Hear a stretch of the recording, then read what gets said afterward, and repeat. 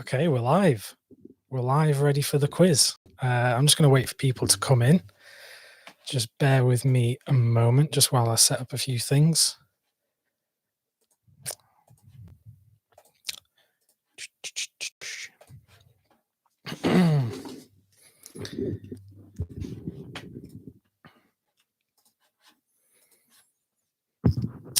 Hello, everyone. Just getting set up. Just bear with me. Just sharing on the socials. We want to get some people in.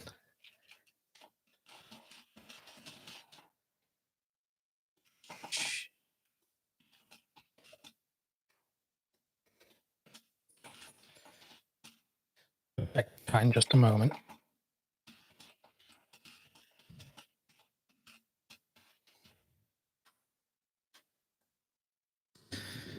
Oh, looks like we've got a few people here. Hello, Liam, Afonso, Schindler's Pissed, Scolder 22, Alfie's here, Albert, Beyond Stupidity, Sam Dunkley. Hello, everyone. Just going to wait for a few minutes just before we start the quiz, because I want to make sure people have got a chance to actually join in the festivities.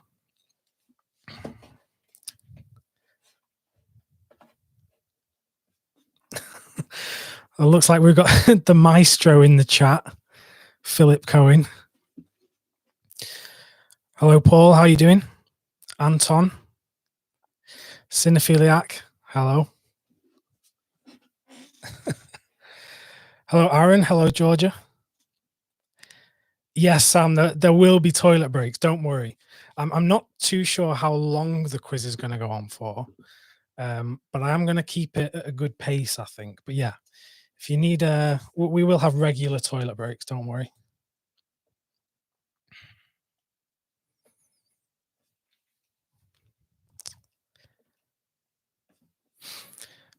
Hello, Steve. Hello, Mike. Hello, Fulvio. Yes. Yeah, it's 9 p.m. here. I imagine it's probably about 10 where you are.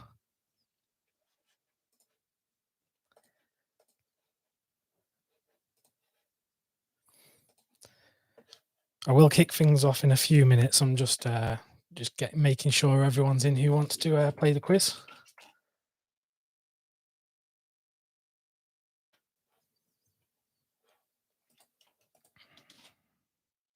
Hope you're all keeping well, though.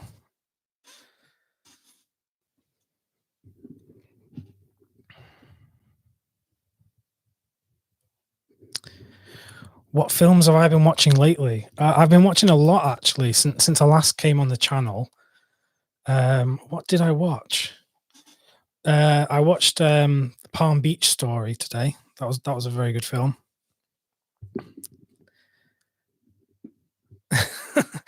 John, where are you up to in your Zatoichi marathon?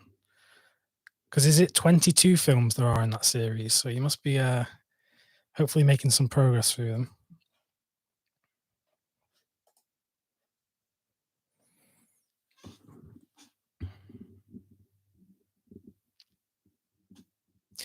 Oh, we've got Amelia in the chat as well.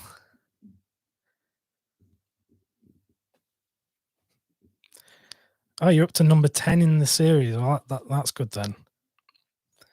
That's very good. All right, I'm going to give it 2 more minutes, so it'll be 5 past, and then we'll kick things off. Basically, I've made a load of questions here. There's 40 questions in total, so there's going to be 8 rounds of 5 questions each. So it will be quite short, I think, but we'll have some fun, and I'll give you time in between each question to actually give it some thought and get an answer down.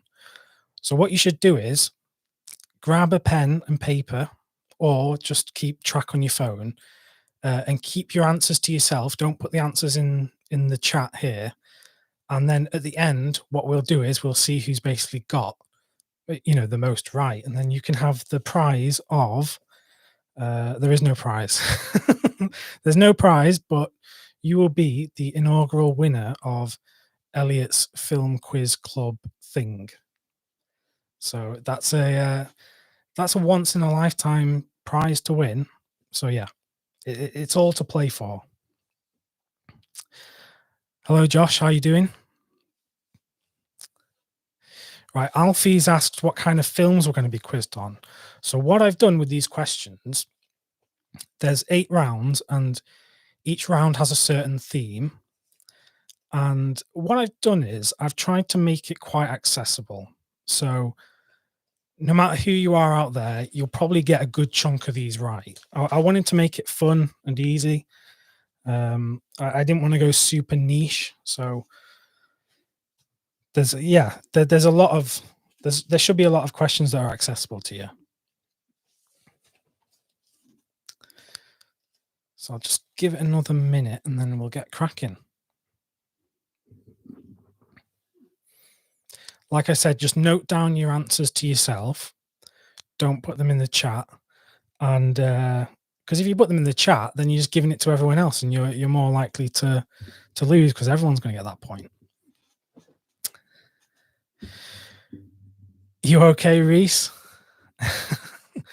R&Bification, what a name. Hi, Paul. Thanks for joining. Is there a round based on Sallow? No, because that would assume that everyone here has watched Sallow, which I'm going to assume they haven't, because it's quite an interesting film if you've not seen it.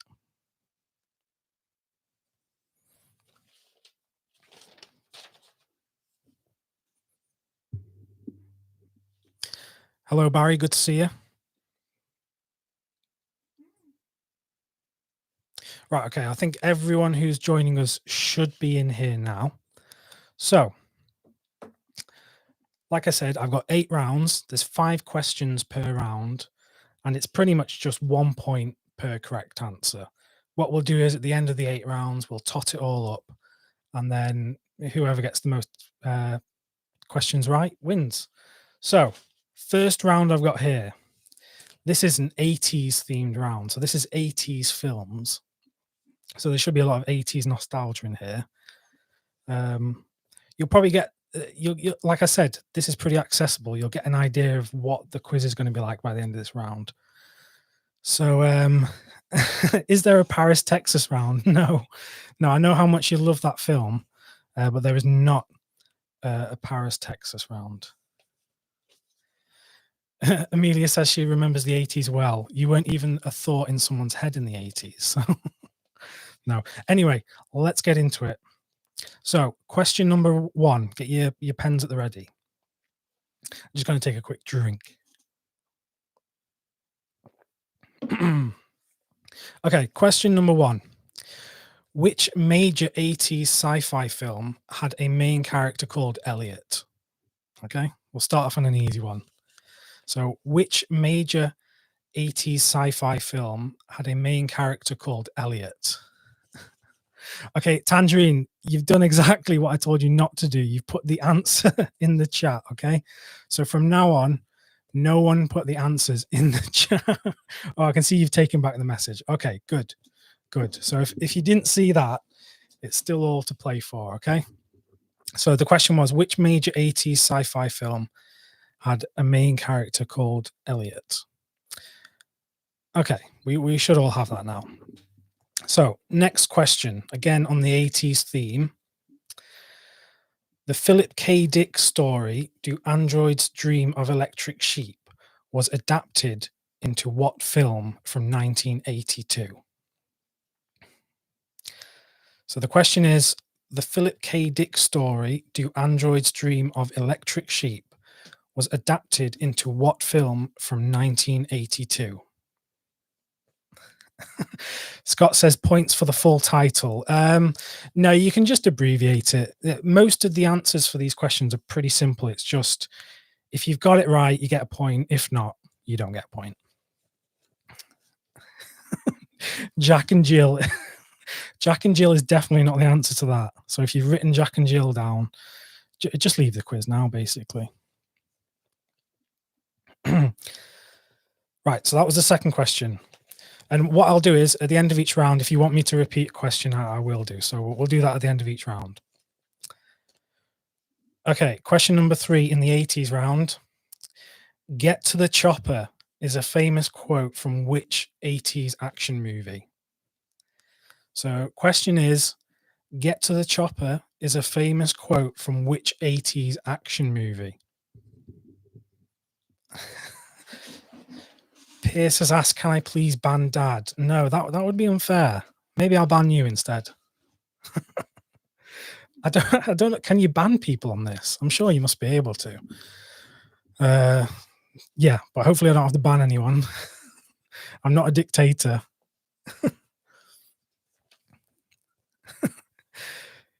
Yeah, as Matt says, never ban Phil. Oh, right. People are still putting the answers in the chat. Okay, so look, if people are doing that, if you want to play fairly, just ignore the chat. Okay, but yeah, the idea with this is keep your answers to yourself throughout all the rounds, and then at the end I'll go through the answers, and then we can see who's got the most points. Okay, so if you're going through this quiz, just keep the answers to yourself, and we'll, because you don't want to give the answers to everyone, because then then you're just giving free points to people. Okay, question 4 in the 80s round. Okay. Yeah, we might get detention. Don't worry, Tanner. Yeah, don't worry. Okay, question 4 of the 80s round. Who is the biggest movie star of the 80s when looking at how much money their hits made at the box office? Okay, so who is the biggest movie star of the 80s when looking at how much money each of their hit movies made at the box office? So this is not subjective. This is not me saying who I think is the biggest movie star. This is who is the actor who actually contributed to box office earnings the most during the whole decade of the 80s. So I'll just repeat one more time. Who is the biggest movie star of the 80s when looking at how much money their hits made at the box office?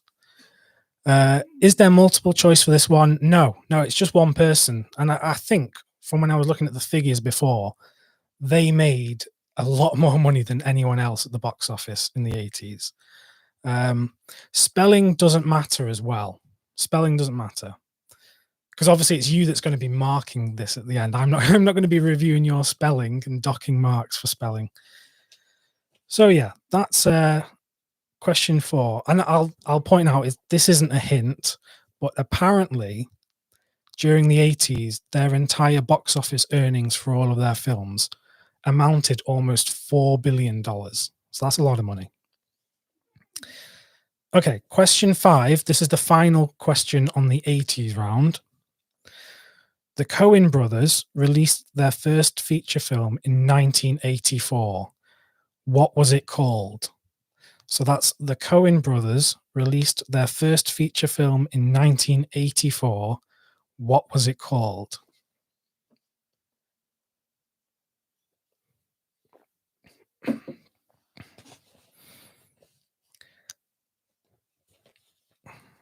So I'll just say again, the Coen brothers released their first feature film in 1984. What was it called? Pierce says he wasn't even born then. Yet neither was I. You can watch films from before you were born. You know that.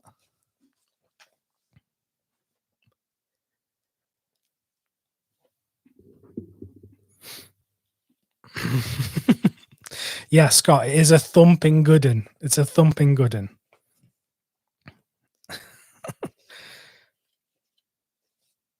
Yeah, many people do confuse me as one of the Coen brothers. So I didn't make that film, no. Right, so that's the end of round 1, which was the 80s themed round. I'm just going to very quickly do each question again. So if you missed any of the questions, listen out now. So question 1, okay, if you just got here, question 1, which major 80s sci-fi film had a main character called Elliot? Okay. So that's which major 80s sci-fi film had a main character called Elliot? Question 2 was the Philip K. Dick story, Do Androids Dream of Electric Sheep, was adapted into what film from 1982? Question 3, Get to the Chopper is a famous quote from which 80s action movie? Question 4, who is the biggest movie star of the 80s when looking at how much money each of their movies made at the box office? And then question 5 was the Coen brothers released their first feature film in 1984. What was it called? Okay, that's round 1. We survived round 1. No technical hitches. No one's crying or anything. So what we'll do is we'll move swiftly on to round 2. Okay.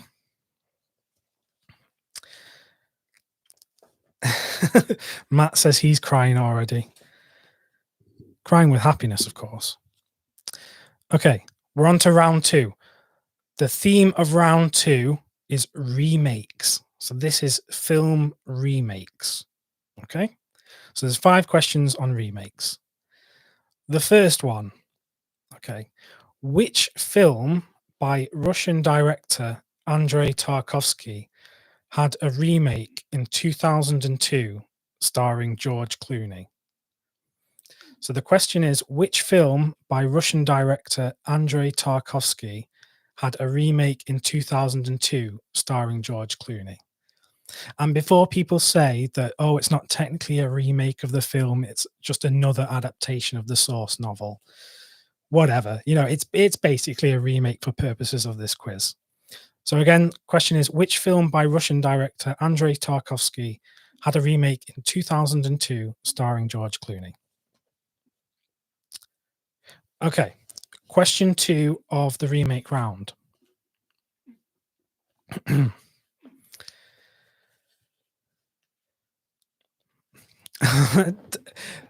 Daniel, don't put the don't put the answers in the chat. If you just joined, what we're doing is we're keeping the answers to ourselves, and then we're revealing them at the end. So this might turn out to be quite a communal quiz. We're all joining together. But anyway, we'll move onwards. Save your answers for later. Question 2 of the remake round. Martin Scorsese's The Departed from 2006 is a remake of what film? So Martin Scorsese's The Departed from 2006 is a remake of what film? Yeah, don't worry, Daniel. Don't worry. Yeah, it's the thing is, when you're doing a live thing like this, you want to shout out the answer. I totally get it. So don't worry. Don't worry, we'll move on. So that question was, Martin Scorsese's The Departed from 2006 is a remake of what film? Okay, question 3 of the remake round. What is the most told and retold story in film history with at least 7 remakes? So what is the most told and retold story in film history with at least 7 remakes? And the hint is that it's a famous English novel from the mid 1800s. Okay. So what is the most told and retold story in film history with at least 7 remakes? And it's based on a famous English novel from the mid 1800s. Okay. Question 4. Which film in 1998 was a shot-for-shot remake of a very famous horror thriller film? So, question 4, which 1998 film was a shot-for-shot remake of a very famous horror thriller film?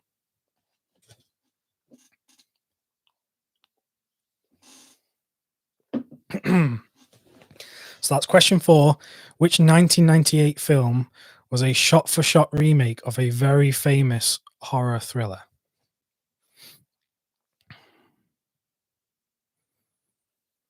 Okay, and question 5 of the remakes. This is the remake round. A Star Is Born with Lady Gaga was a big hit last year when it came out. It's of course a remake, but how many versions of the story came before that one? So, A Star Is Born with Lady Gaga was a big hit last year. It's of course a remake, but how many versions of that film had come before that one? Okay, so I'll say it one more time before we repeat them all. So, A Star Is Born with Lady Gaga was a big hit last year. It's a remake, of course, but how many versions came before it? So, that's not including the Lady Gaga one. So, how many were there before the Lady Gaga Star Is Born? Jeffrey says, who came up with these questions? It's me, of course. Here's the thing, right? I could have very easily gone online and just Googled easy film pub quiz questions, but no, I put some blood, sweat, and tears into coming up with these questions. So you better enjoy them, basically. Okay, that was the end of the remake round. No bonus points if you can name the Ali Bop in the film. So that was the remake round. I'll just very quickly repeat all of the remake questions. So question number 1 from round 2 was, which film by Russian director Andrei Tarkovsky had a remake in 2002 starring George Clooney? Question 2 of the round was, Martin Scorsese's The Departed from 2006 is a remake of which film? Question 3, what is the most told and retold story in film history with at least 7 remakes? And the hint was it's a very famous English novel from the mid-1800s. Question 4 was, which 1998 film was a shot-for-shot remake of a very famous horror thriller? And then question 5, Star Is Born with Lady Gaga was a big hit. How many versions of that story came before the Lady Gaga one? So that's round 2 done. How's everyone doing? How's everyone feeling? Did you think you got them all right? What do you reckon your scores are so far out of 10? I just want to see how everyone's doing, because I've got a good idea who's gonna be doing well so far and who's not gonna be doing well. Amelia was worried that she wouldn't be doing well. Dad says he's got 0. Pierce has got 11, turned it all the way up to 11.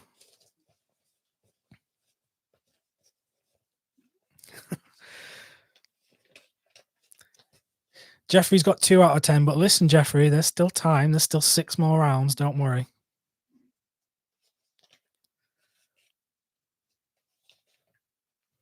Wow, everyone's doing pretty well.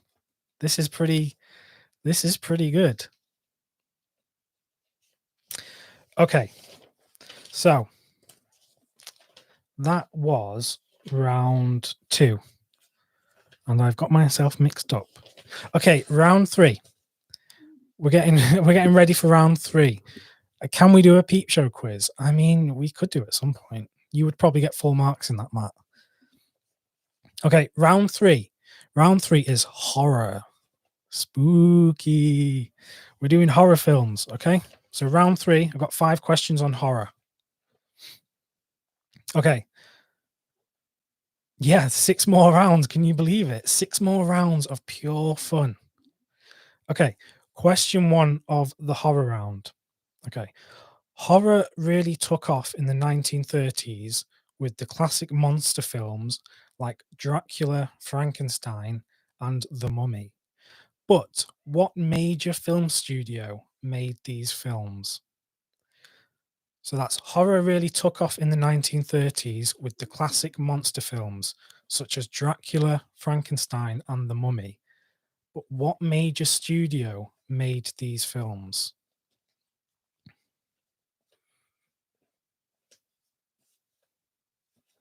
I'll say it one more time for those of you that just weren't listening. Horror really took off in the 1930s with classic monster films like Dracula, Frankenstein, and The Mummy. What major film studio made these films? See, there's some people in the chat now trying to throw some people off. I would heed people. Do not listen to your fellow quizzies in the chat because they may or may not be correct. Walt Disney is definitely not the right answer. Okay, question 2 of the horror round. Okay. Yeah, just don't listen to people in the chat because, they're trying to sabotage you. Okay, question 2. John Carpenter revolutionized the genre when he made Halloween in 1978. But how many official Halloween movies have there been to date? Question. John Carpenter revolutionized the genre when he made Halloween in 1978. But how many official Halloween movies have there been to date? And I'm sure a lot of the big Halloween fans, the big horror fans, will just be jumping for joy at this question. Some people will just have to take a pure guess. That's just how the cookie crumbles.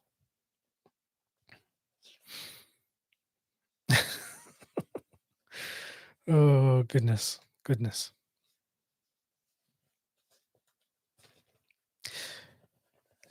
I'm not going to directly answer that question, Pierce, but yes. So it's any film that could be considered a Halloween film that had an official release. Okay. So I'm not saying it has to be part of the Halloween story, but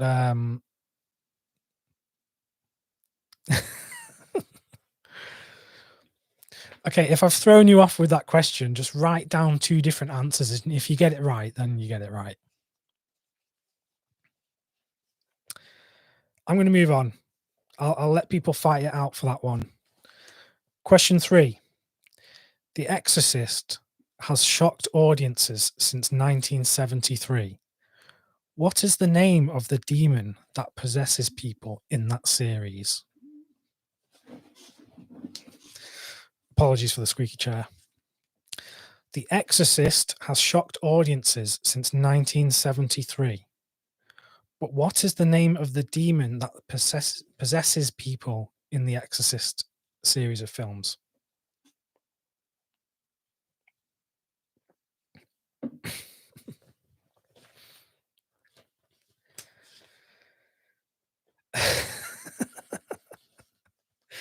Oh gosh, you guys are all comedians.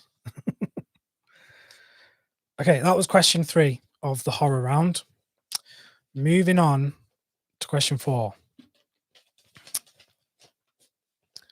Again, we're talking about a horror film studio here.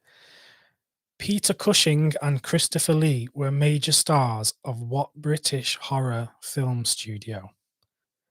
So that's Peter Cushing and Christopher Lee were major stars of what British horror film studio?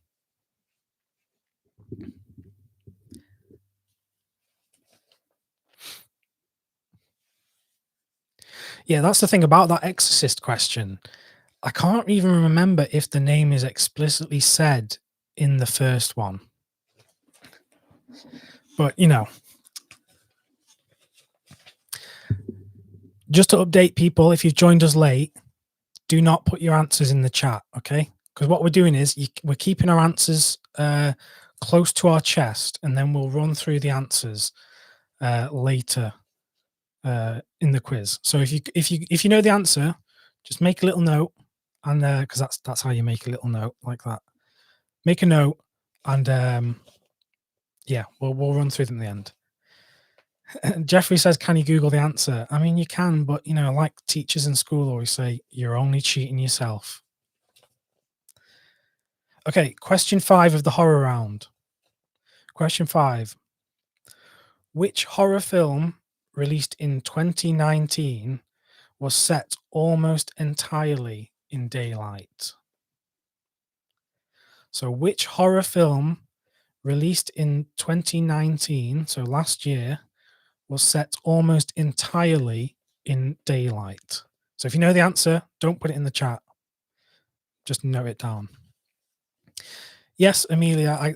Yes, Amelia. I can go through questions again.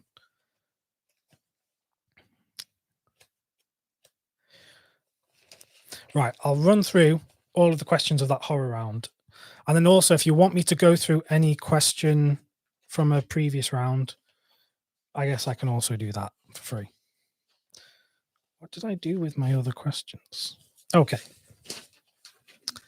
So I'm going to run through the horror round again. Question number 1 of the horror round. Horror really took off in the 1930s with classic monster films like Dracula, Frankenstein, and The Mummy. But what major film studio made these films? Question number 2. John Carpenter revolutionized the genre when he made Halloween in 1978. But how many official Halloween movies have there been to date? And again, we could be a bit sketchy on those answers because it caused a bit of commotion. Question number 3. The Exorcist has shocked audiences since 1973.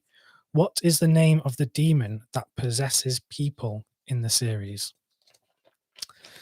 Question number 4 was Peter Cushing and Christopher Lee were major stars of what British horror film studio? And question number 5 was which horror film released in 2019 was set almost entirely in daylight? So that is round 3. So that's round 3.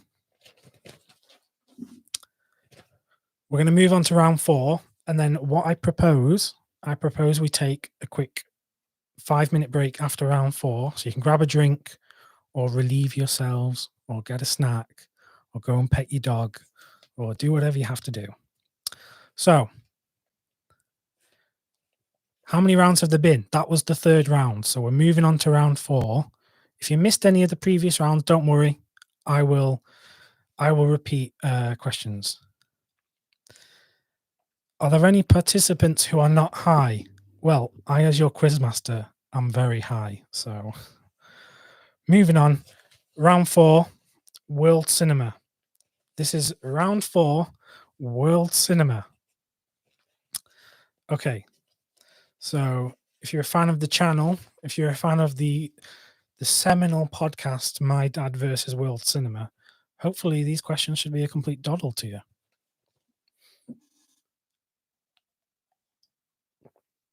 Okay, question 1 of the world cinema round. Question 1. And here's the thing, okay?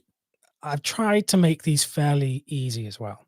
Okay, so all of the cinephiles out there will be probably going, "Oh, this is way too easy." But I like to welcome everyone into this. Question 1: Which autobiographical Italian film from 1963 is said to be one of the best films about filmmaking? So, question 1. Which autobiographical Italian film from 1963 is said to be one of the best films about filmmaking?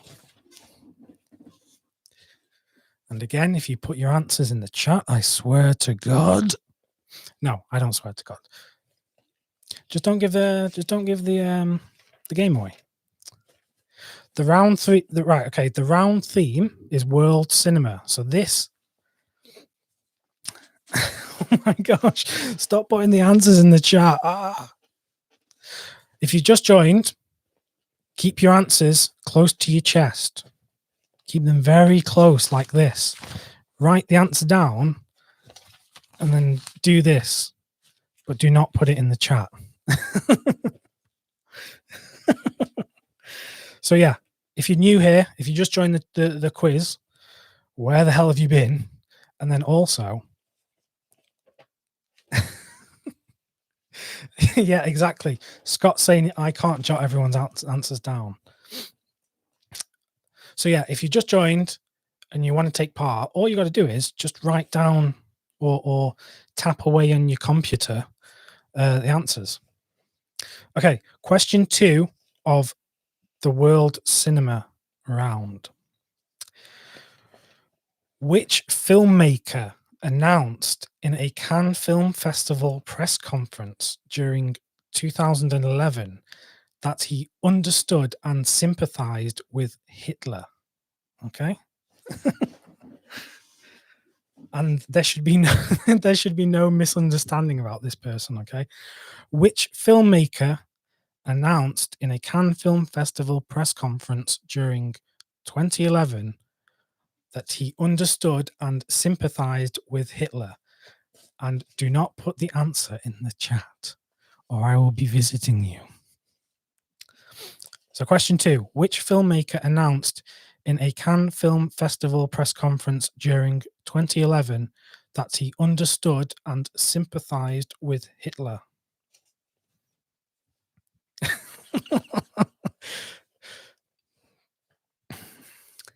Don't put the answers in the chat, kiddies.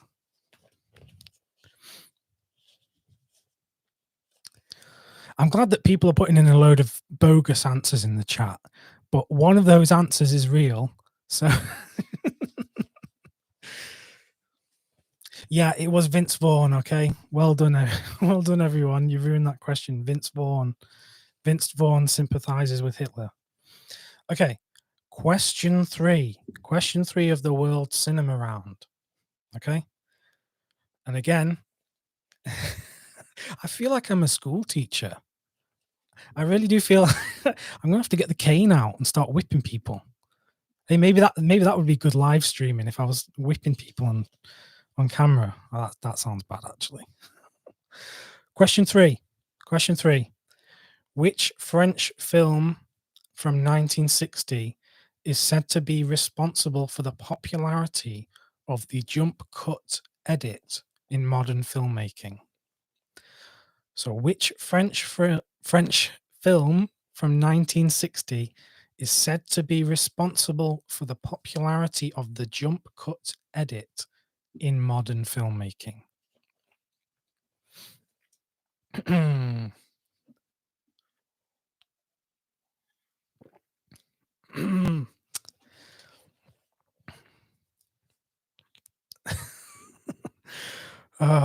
Yeah.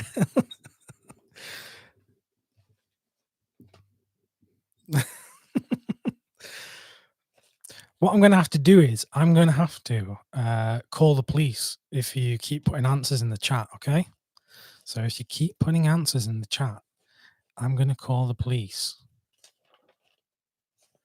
I'm going to dial 999 or 911 or whatever your local emergency phone number is. Okay, we're going on to question 4. Question 4 of the World Cinema Round. Yeah, Nick saying no more answers in the chat. Nick, you're the prime culprit, okay? You are the prime culprit. Your head is going to be on a plate very soon.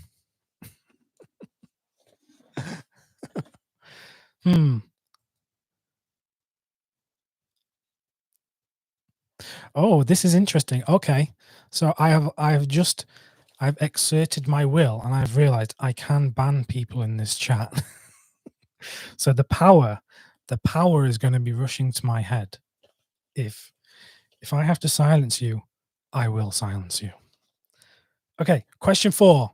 Because this round feels like it's gone on for 10 years. Which country has the largest film industry in terms of number of films made per year? Okay, so which country has the largest film industry in terms of number of films per year? Ban everyone to consolidate power. Unlimited power. Can you still write fake joke answers? I mean, you could, but what if what you think is a fake joke answer is actually the correct answer? And then we're just stuck in this, we're stuck in the same position. But I guess you can still put fake answers. Jeffrey says my mic makes me sound so nice. No, that's all natural. It's not the mic. It's not the mic. It's the gift that God gave me. Okay, question 5. This is the final question of the World Cinema Round. Okay. Question 5. What was the name of the trilogy made in the 1990s by Polish director Krzysztof Kieślowski? And I still don't know if I can say his name correctly. I still don't know. But you catch my drift. So the question, what was the name of the trilogy made in the 1990s by Polish director Krzysztof Kieślowski? Please don't put your answer in the chat.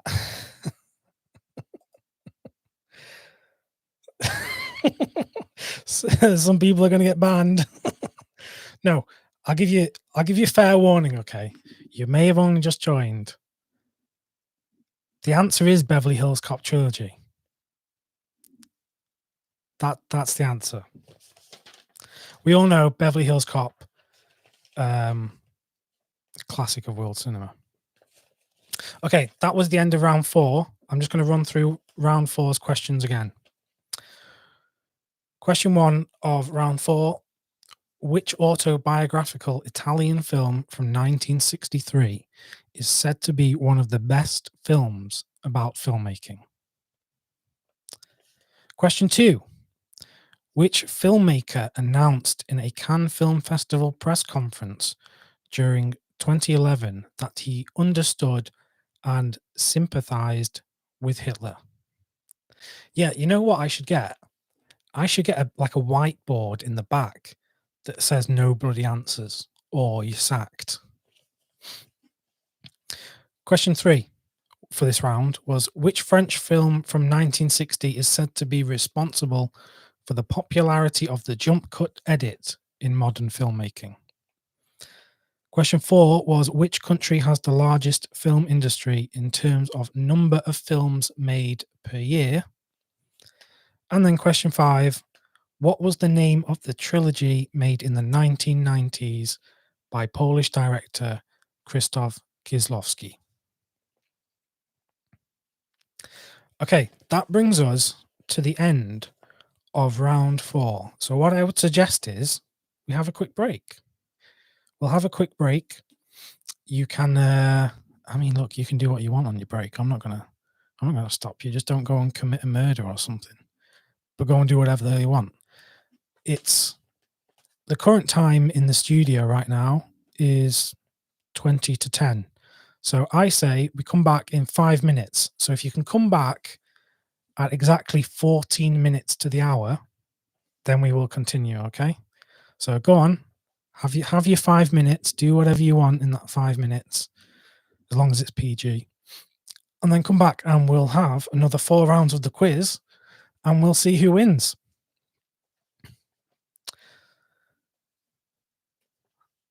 So yeah, awkward silence ensues. No, there won't be an awkward silence. I'm going to stick here because I thought I would need to go and have a wee, but I don't. So that's for your information. So if you've got any quick questions for me, if you're not taking a break, tell some jokes. I've just had something delivered. Look at this, what's just been delivered. No answers in the chat. How has this happened? I don't even know where I'm going to put this now. No answers in the chat. Where I can't. Right, I'm going to do some redecorating right now.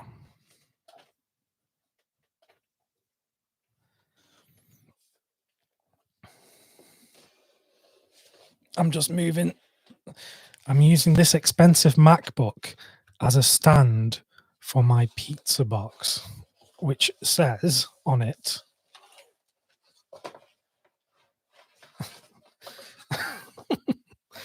look at this production value. Look at this.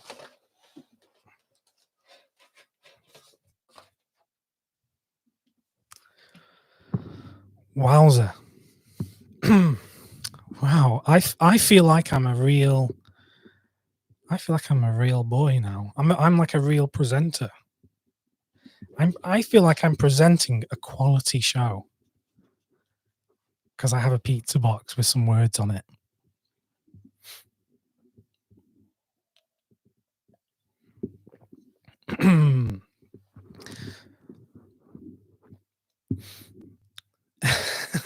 Kieran says the winner gets my late Mizuguchi set. Absolutely not.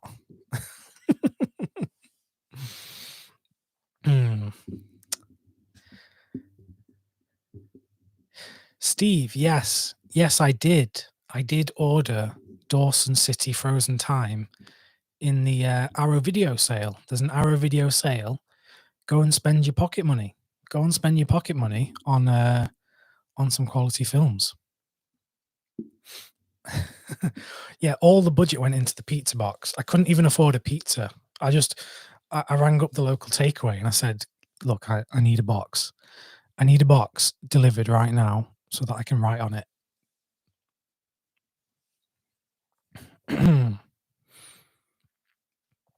Can the winner come to my house? It's not like I don't live at Buckingham Palace. It's not like you can come around for a tour. I live in a 2-bedroom house. Daniel's asked me, how do I get my Criterion films? Do I import from the US? Yeah, I used to import them, but it's become very expensive. So I don't anymore, basically. Most of the Criterion films that I got from America recently, I went to Texas. Yeehaw. I went to Texas in November. And I literally, it was during the Barnes & Noble sale, very well timed. But yeah, during the Barnes & Noble sale, I literally went in and I came home on the plane with a full suitcase of Criterion Blu-rays. It was very shameful. And honestly, I was so worried, right? Because I went and bought literally an entire suitcase worth of Criterion films because I'd been saving up my money in anticipation for this trip. And I was getting to the airport, and listen, my better half can attest to this. I was getting to the airport and I felt like I was like a drug smuggler because I was worried. I was honestly worried they were going to crack open this case and go, "What is this? This doesn't look kosher." You've got 40 films in this suitcase. So I was worried I was going to get slapped with a customs charge. But no, I got through scot-free. It's funny. They for all the strict measures that they apparently have on airports in the US, they didn't bat an eyelid. Didn't bat an eyelid at all. Yeah, we did also bring home enough Oreos to feed a family of 5 for about 4 years. So there was that as well.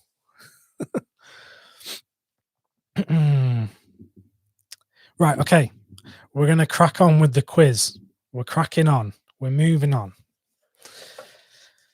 Those of you that have just come back from your breaks may notice this luxurious sign. No answers in the chat, please. So, we've done 4 rounds. So we've done, what did we do? We did the 80s. We did remakes. We did horror, and we did world cinema. So, we're going to crack on now. We're going to crack on. I've forgotten which order I was doing these in. What order was I doing these in? Okay. Round 5. Is everyone ready? Has everyone got the pens at the ready? Okay, if you've just joined, I can see Juiced has just joined.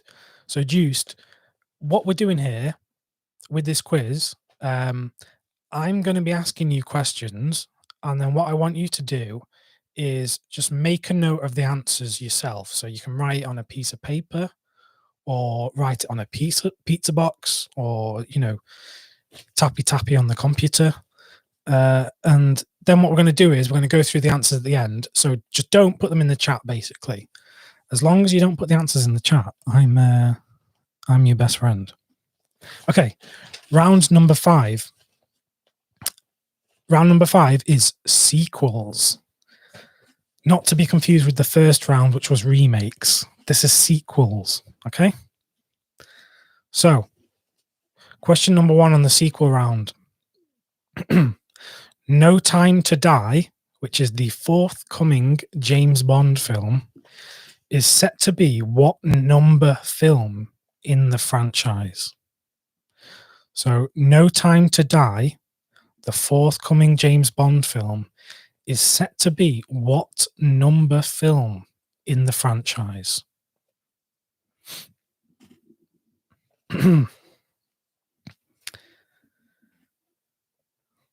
And yeah, No Time to Die as well. That's been delayed, hasn't it?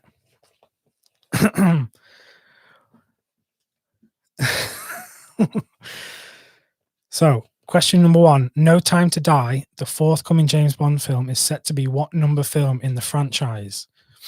And if you put the answer in the chat, you're going to get a serious spanking, okay? And not the kind of spanking that people pay to have. Okay. Question number 2 in the sequel round. Jaws, which is the film with the shark, Jaws. Jaws had 3 sequels. What was the name of the 4th Jaws film? And yes, there were 4 films. So Jaws, that film with the shark, had 3 sequels. What was the name, the full name of the 4th Jaws film?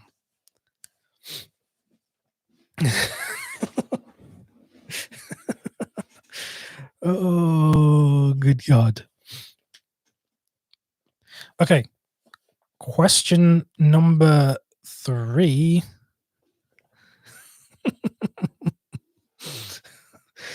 Oh, you guys made me laugh.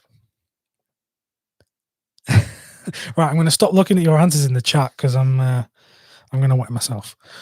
This is question number 3 of the sequels round. And this is an easy one. As they would colloquially say, it's a bloody piece of piss. What is the name of the first Star Wars sequel that was released in 1980? So, what is the name of the first Star Wars sequel that was released in 1980? I'm sure many a person has seen this film.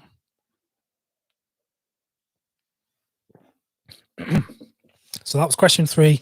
What is the name of the first Star Wars sequel released in 1980?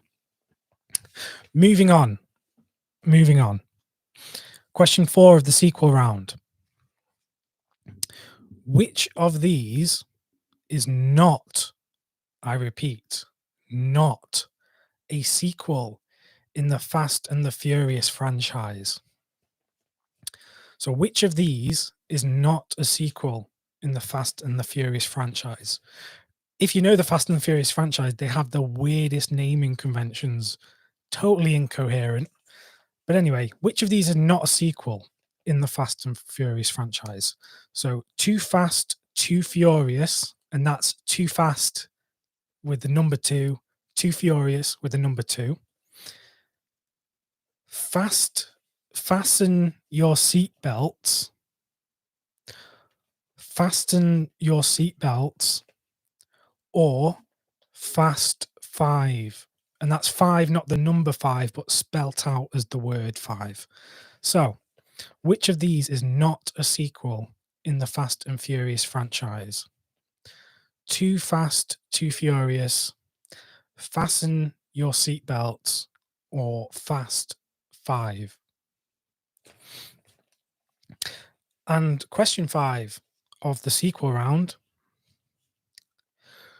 The top 10 highest grossing films of all time have made over $1 billion each.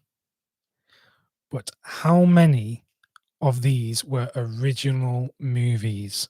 So that means not a sequel, not a reboot, and this is not adjusted for inflation. So what that means is they're all quite fairly recent films. So we're not factoring in Gone with the Wind, because I was looking at a load of charts and apparently, oh, excuse me, if you adjust for inflation, Gone with the Wind is the highest grossing film of all time.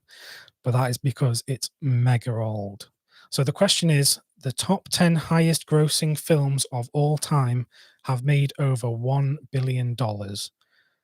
How many of these were original movies? So how many of this top 10 grossing films of all time were original movies? So not part of a franchise and not a sequel. They were original.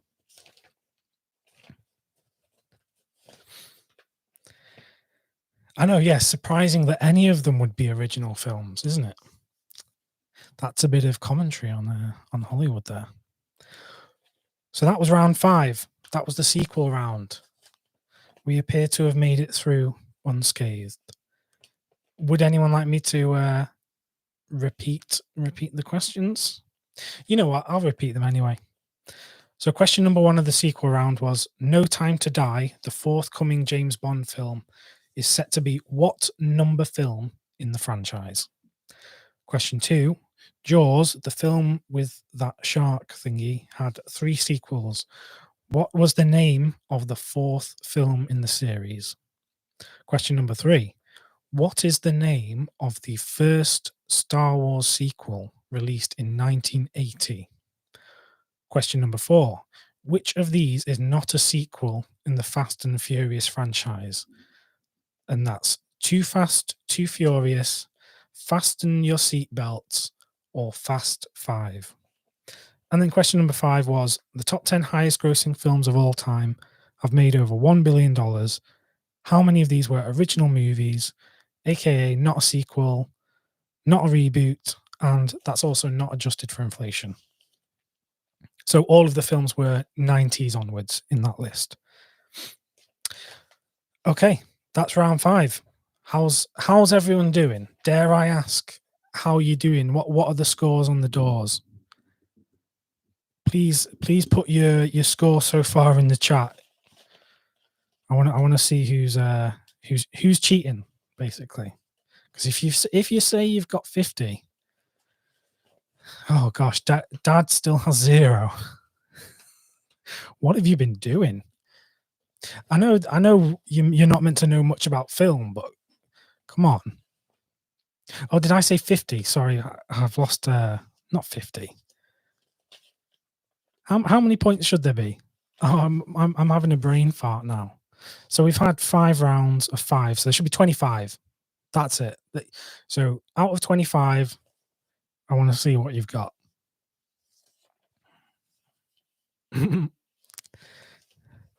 You got 0 and you've cheated. Wow.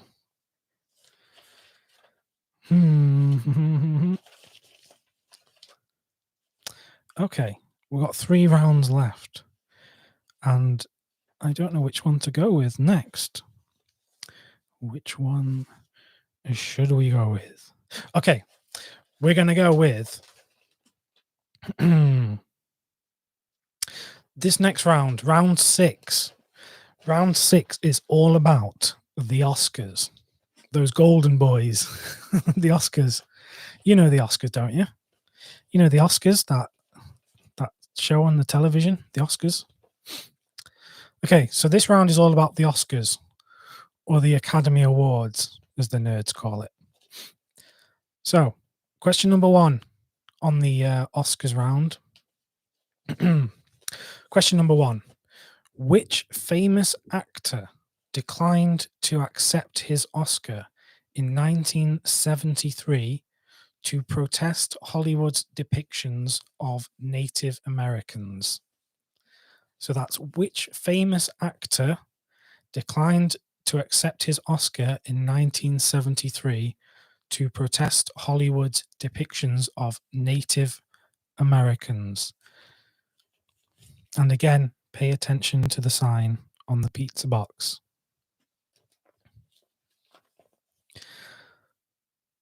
Okay, question 2 of the Oscar round. One person in the history of the Oscars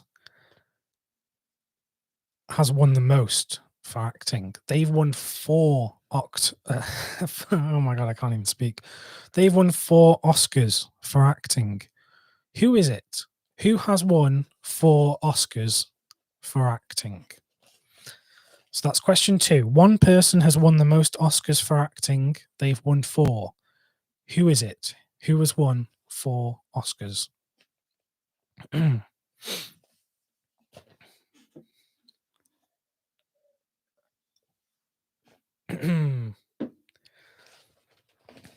Again, Vince Vaughn. You know what? Vince Vaughn could actually be the answer to most of these questions in this quiz. It could. Okay. Question number 3. Now, this might be a bit of a challenging one. This is for all of the cinephiles out there. If you're a cinephile, calling all cinephiles, this one's for you. Question number 3. Parasite made history this year for being the first foreign language film to win Best Picture at the Oscars. It also won the top prize at the Cannes Film Festival. Now, only 2 other films in the history of planet Earth have done this. Name one of these for a point. So Parasite made history this year for being the first foreign language film to win Best Picture at the Oscars, and it also won top prize, the Palme d'Or, at Cannes Film Festival. Only 2 other films have ever done this. If you can name one of them, you get a point. And if you can name both of them, you still just get 1 point. But you can be my best friend if you can name both of them. Okay, I hope that's clear, because that whole question was a bit of an essay. Question number 4. A few years ago, La La Land was accidentally announced as the winner of the Best Picture Oscar. Now, this was incorrect. Which film actually won? So a few years ago, La La Land was accidentally announced as the winner of the Best Picture Oscar. This was incorrect. Which film actually won?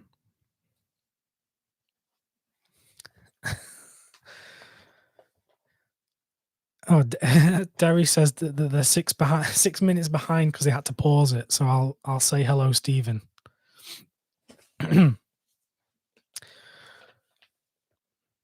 Okay, that was question 4, and then question 5 to round out this little section on the Oscars.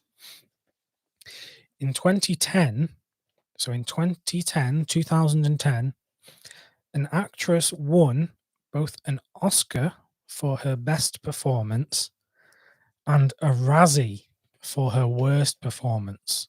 So the Razzies, if you've not heard of it, it's like the inverse of the Oscars. So if you'd had like the worst film or the worst performance, you get a Razzie. So in 2010, an actress won both an Oscar and a Razzie for different performances, but she won them, in the same week. So who was that? Who was the actress that won both an Oscar and a Razzie in 2010? So sorry, I feel like I'm dying here.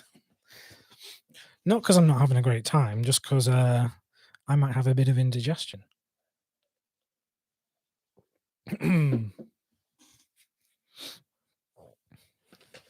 Yeah, exactly. That's a good point. The Razzies, not always correct, because they nominated Kubrick for The Shining. So that was round. My good friend in the chat, Venga Boys are back in town. I love your name, by the way. Venga Boys are back in town has only just joined, but they paid attention to this sign. So yeah. Right, that was round, gosh, I've lost count now. Was that round 6? Yeah. So round 6 was the Oscars. I'll just quickly run through the questions again. Question 1 was, which famous actor declined to accept his Oscar in 1973 to protest Hollywood's depictions of Native Americans? Question 2. One person has won the most Oscars for acting, and they've won 4 Oscars. Who is it? Question 3. Parasite made history for being the first foreign language film to win Best Picture at the Oscars. It also won top prize at the Cannes Film Festival. Only 2 other films in the history of film have done this before. If you can name at least one of them, you get a point. Question number 4. A few years ago, La La Land was accidentally announced as the winner of the Best Picture Oscar. This was incorrect. Which film actually won? And then question 5, in 2010, an actress won both an Oscar for her best performance and a Razzie for her worst performance. Who was the actress?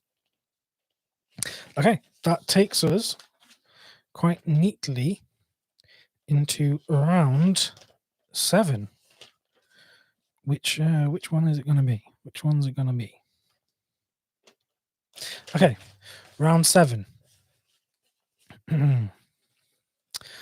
Round 7 is directors. So this is film directors. So, film directors. Question 1 on round 7. This is all... Oh, I can hear a dog in the background. Apologies if you can hear a dog barking. It's like the Wild West out here. What is the name? This is question 1. What is the name of the theory that supposed that film directors are the sole creative force behind a film? So, what is the name of the film theory that supposed that film directors are the sole creative force behind a film? So I'll just repeat that one more time because it's a bit of a long one. What is the name of the film theory that supposed that film directors are the sole creative force behind a film? Okay, question 2. Which famous English director said, "Drama is life, but with the dull bits cut out"? So which famous English director said, "Drama is life, but with the dull bits cut out"?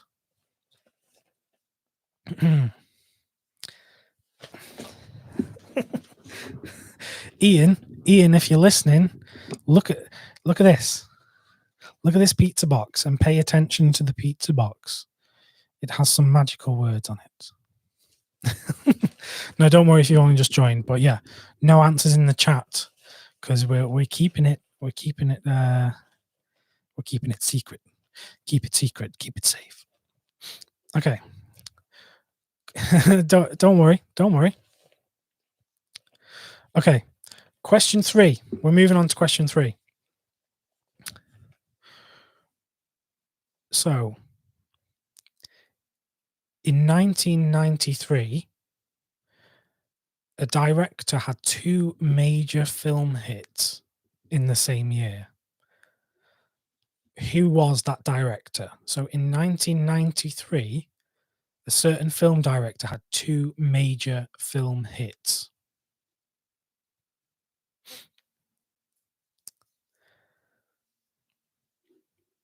And do we need a hint? Does anyone need a hint for this? Because I've written a hint, but I don't know if that's easy enough already. So the question was, which film director had 2 major film hits in the year of 1993? If no one needs a hint, people are saying no hint. So that means if you were going to ask for a hint, you are thoroughly stupid. Okay, we're moving on. we're moving on. Question 4 of the director's round.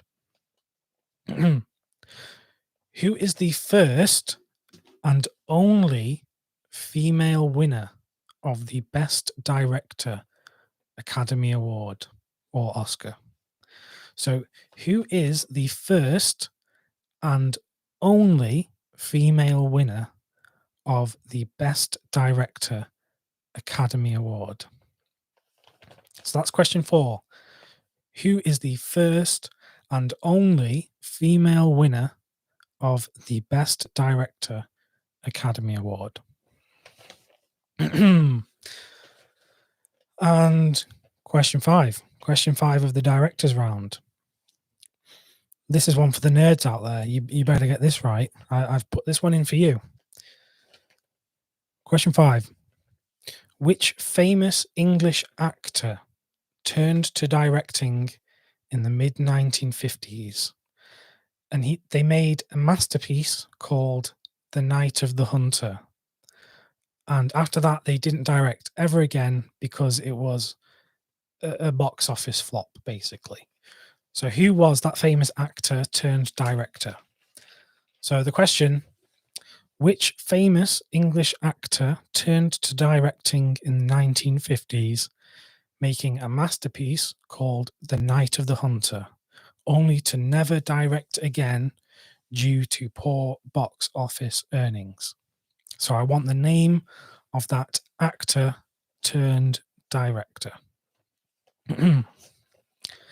Okay, that was round 7 of 8. I'm just going to run through the questions again, okay? Question 1 of the director's round. What is the name of the theory that supposed that film directors are the sole creative force behind a film? Question 2 was, which famous English director said drama is life, but with the dull bits cut out? Question number 3, which director had 2 major film hits in the same year of 1993? You guys, you're putting the answers in the chat. I knew you were high, but I didn't know you were this high. Question number 4. Who is the first and only female winner of the Best Director Academy Award? And then question number 5 was, which famous English actor turned to directing in the mid-1950s, making a masterpiece called The Night of the Hunter, only to never direct again due to poor box office earnings? That's round 7. So we've got one more round. Albert's asked, can he get number 2 again? Yeah, of course you can. So number 2 of that round was, which famous English director said drama is life, but with the dull bits cut out? So that's a famous English director.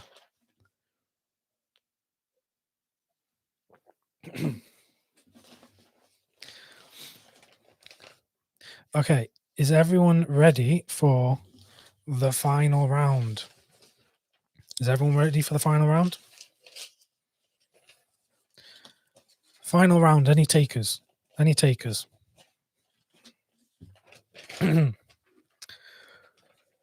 Okay, we're moving on to the final round. So, the final round is Hollywood relationships. So, Hollywood relationships.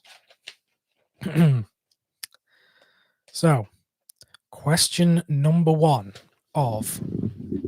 Sorry, just adjusting my seat. Question number 1 of Hollywood relationships. Brad Pitt and Angelina Jolie are one of the most famous Hollywood couples ever. But on what film did their relationship begin? So which film were they working on when their relationship began? And I know some of you, you're going to be tempted to put that answer in the chat. But bad things will happen to you if you do that. So question number 1. Brad Pitt and Angelina Jolie are one of the most famous Hollywood couples ever. On what film did their relationship begin? Okay, question number 2 of the Hollywood relationships round.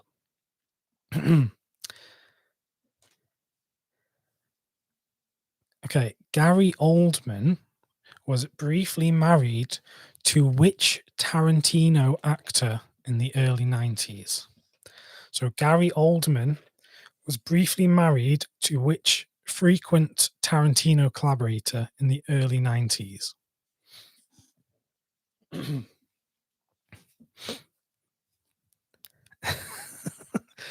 Dad, don't put the answers in the chat. Jeez.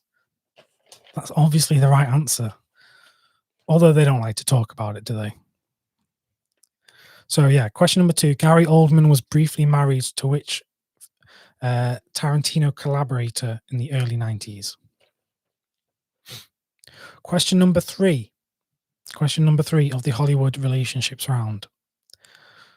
2 Hollywood film directors both had films in the race for Best Picture this year, in this year's award season, and they are also a couple.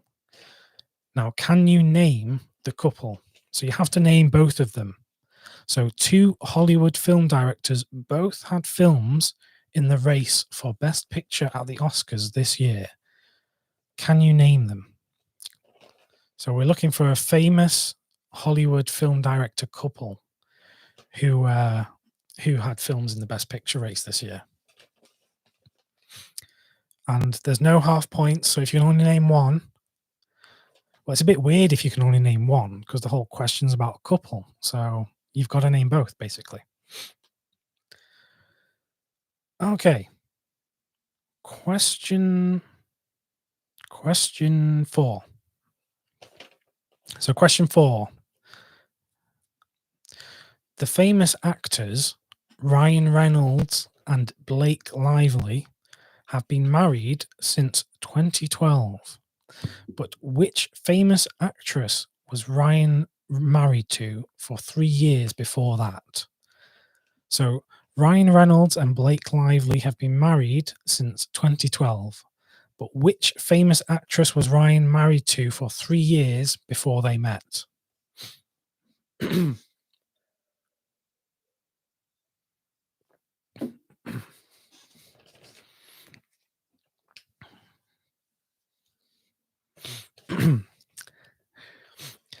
Sexy Monkey in the chat says art is not a competition. Yeah, tell that to my art teacher at school. Okay. Question. Yeah, I mean, I'm just going to put it out there. Ryan Reynolds, he knows how to pick them. He knows how to pick them. Question 5. Which classic Hollywood actress had relationships with Humphrey Bogart, Frank Sinatra, and Jason Robards?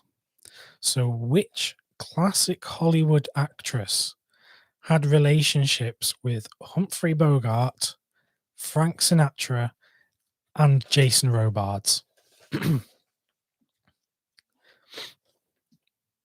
Right, so I'll go through the round again.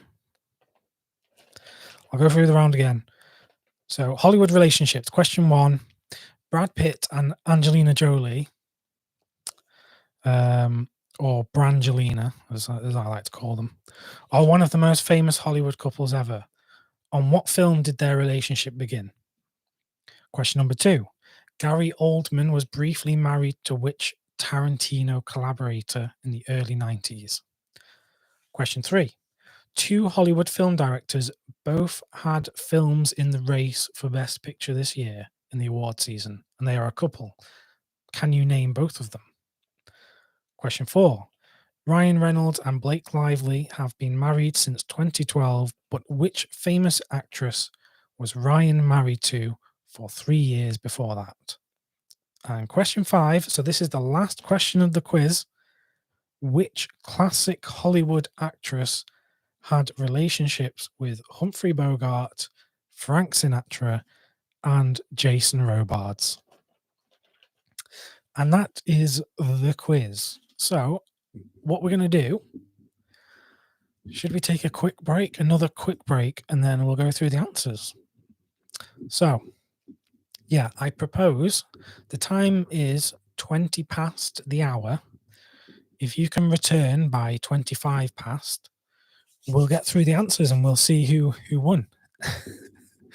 Amelia says no break. I'm the boss here. You're not the boss. We're having a break. So have a break for 5 minutes and then return. I'm going to have a break as well, so you can just stare at this room.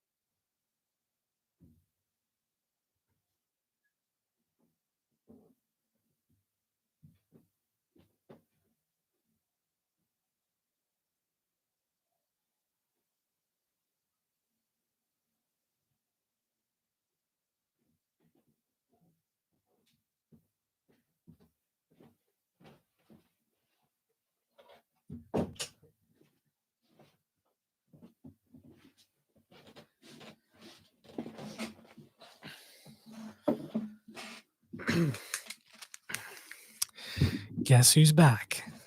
Back again. What did I miss?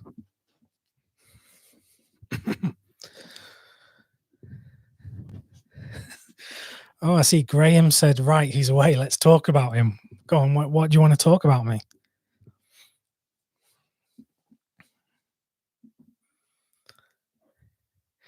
He's refilled that water glass. Baby, this ain't water. You don't get this much energy just on water. Big Daddy for a Criterion release in 2022. Yeah, absolutely. Absolutely. I'm a huge fan of Adam Sandler. Let's get Big Daddy in the collection. Mm-hmm. Mm-hmm.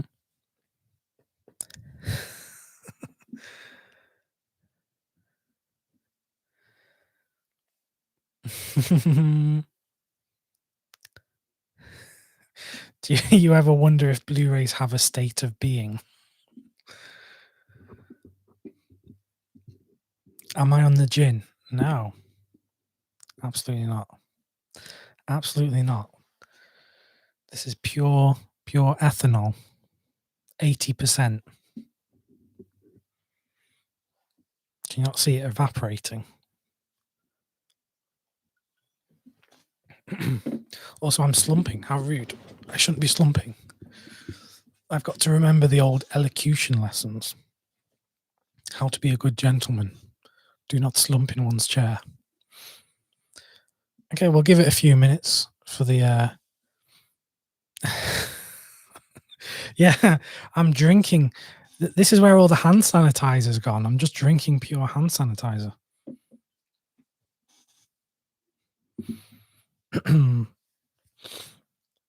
How does everyone think they've done, though?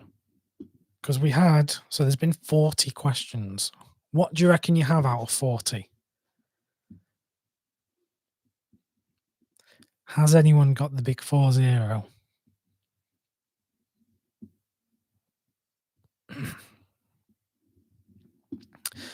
Mr. Sushi 22 has asked, out of 10, what do I give Parasite?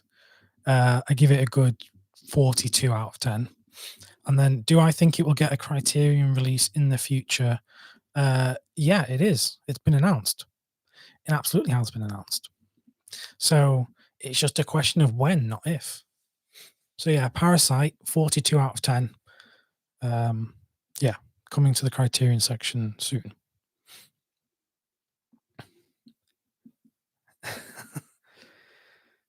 Do I remind you of Jar Jar Binks?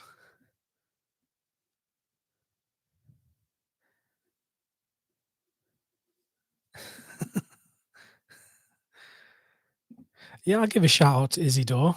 Is that how I say the name? It's not Isildur from Lord of the Rings, is it? Isildur from the first 10 minutes of Lord of the Rings. I don't mean to make fun of your name. I don't.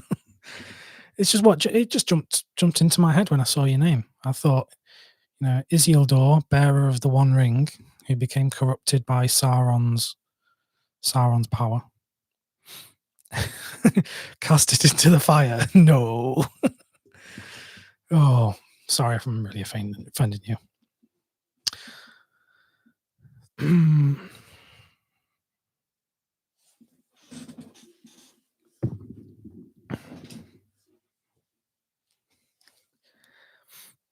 Paul reckons you got 33 at best. I mean, 33 out of 40. That's pretty good. That's a good showing. That's a good showing. Okay, I think everyone should be back from break now.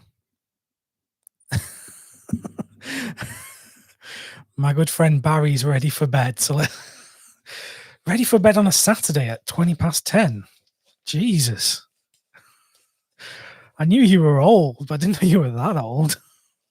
No, I'm joking. Okay, we're going to go through the answers. Okay? Round number 1. Okay. Is everyone ready to tick off your answers? Will the answers be like the Eurovision Song Contest? No, they definitely won't be as funny.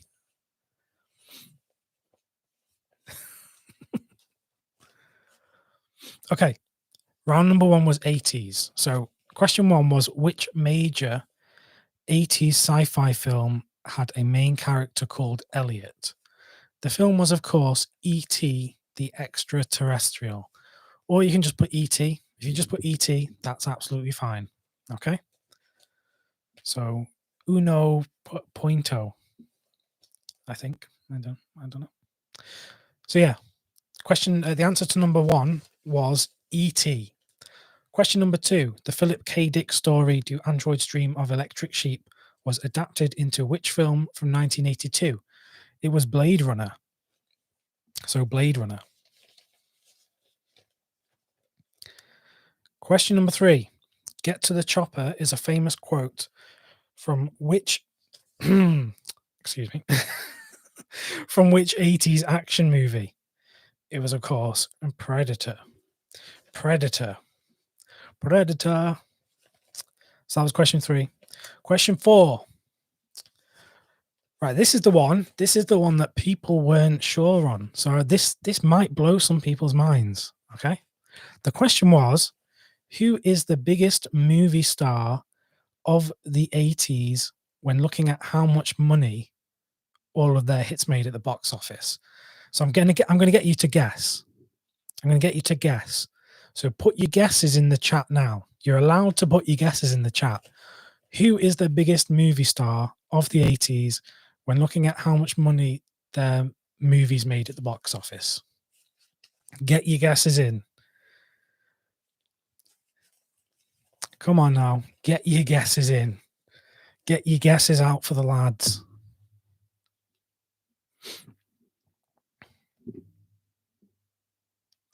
Okay. Yeah. No, most of you are right. It was indeed Harrison Ford. It was Harrison Ford. Well done, all of you. Pat on the back for all of you that said Harrison Ford. Question number 5. The Coen brothers released their first feature film in 1984. What was it called? It's called Blood Simple, and it's a great little film. I don't know why I say little. It's not little. It's not a little film. So yeah, it was Blood Simple. Blood Simple. Okay, that was the 80s round. So does anyone need the answers reading out for the 80s round? Say now or forever hold your peace, or whatever they say. Does anyone need it reading out? Anyone?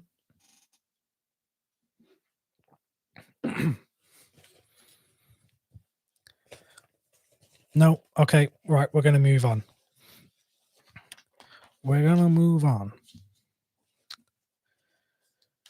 Round 2, that was the remakes, wasn't it? Was it remakes? It was remakes, wasn't it? Please, can someone confirm if remakes was round 2? Because I've done them in a totally jumbled up order here. It was remakes, wasn't it? I'm not going crazy. Am I going crazy?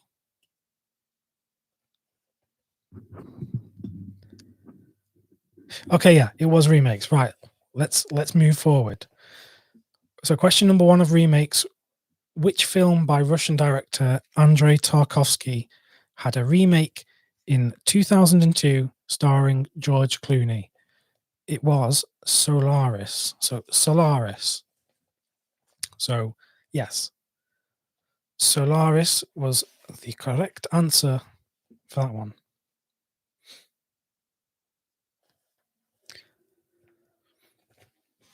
Well done, everyone. Yeah, what I should do now is I should take down this sign, because you can put answers in the chat now. I should cross out the no. Answers in the chat, please.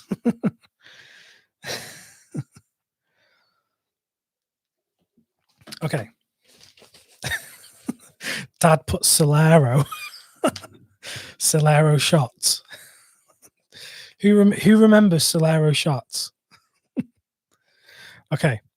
Question number 2. Martin Scorsese's The Departed from 2006 is a remake of what film? The answer was Infernal Affairs. So Infernal Affairs.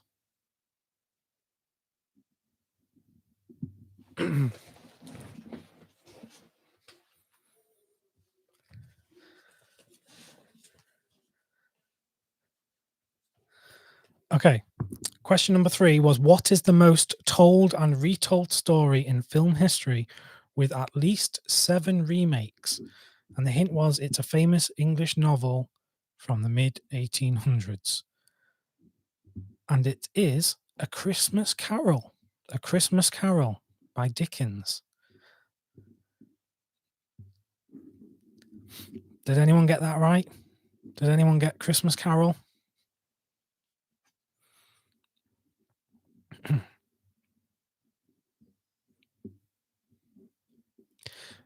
And yes, Sam, if you've not seen Solaris, it's a great film. It's a great film. Okay, so the answer to that one was A Christmas Carol. Question number 4. Which 1998 film was a shot-for-shot remake of a very famous horror thriller? It's Psycho. Psycho had a remake in 1998 by Gus Van Sant. He remade the Hitchcock film. Nick says, if he was just thinking of the answer, does that count? No. You kept writing in the chat for so long, and now you don't even write the answer down on your piece of paper.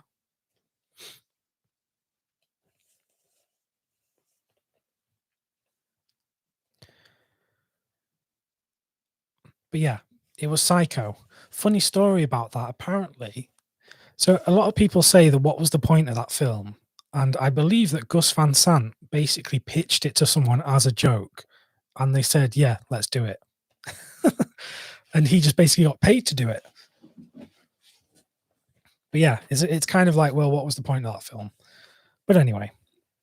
And then question number 5 of the remakes round is A Star Is Born with Lady Gaga was a big hit last year. It's a remake, of course, but how many versions came before it?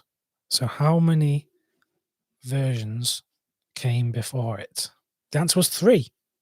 So the Lady Gaga one was the 4th version. So 3 had come before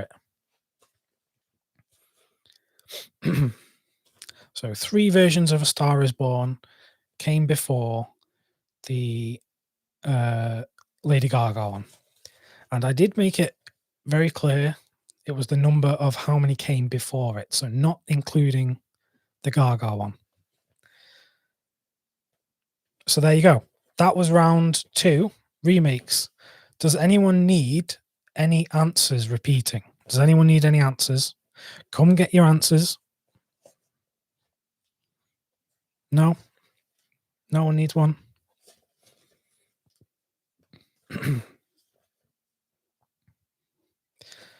I'll give it a few seconds.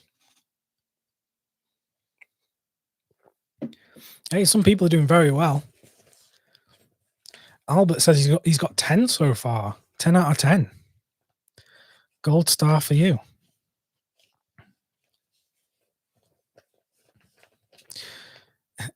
SPL says they're going to bed soon. No, you're not allowed to go to bed. You can't go to bed until I've given you all the answers. I forbid it. Okay, round number 3. That was horror, wasn't it? So horror. Question number 1 of the horror round was horror really took off in the 1930s with classic monster films such as Dracula, Frankenstein, and The Mummy. Which major film studio made these films? Yeah, only another 90 minutes to go. We're only no, that's not true. We'll wrap it up fairly soon. Yeah, it was indeed Universal. Universal classic monster movies. So the answer was Universal. Question number 2. John Carpenter revolutionized the genre when he made Halloween in 1978. How many official Halloween movies have there been to date? And it got a bit blurry because we weren't sure if the Rob Zombie ones were official. The answer I've got here is 11. So if you put 11, you got the question right. So 11 was what I had down here. So that's how many Halloween films have been made? 11. Okay, next one. The Exorcist shocked audiences since 1973. What is the name of the demon that possesses people? The name of the demon is Pazuzu. That's Pazuzu. Did anyone get that one? Did anyone get Pazuzu? Pazuzu famously in The Exorcist, there's that cut where just a frame of the face of Pazuzu is spliced in. And it's one of those moments where it's like, oh my God. But yeah, Pazuzu. Not Vince Vaughn. Not Vince Vaughn is not the demon from The Exorcist.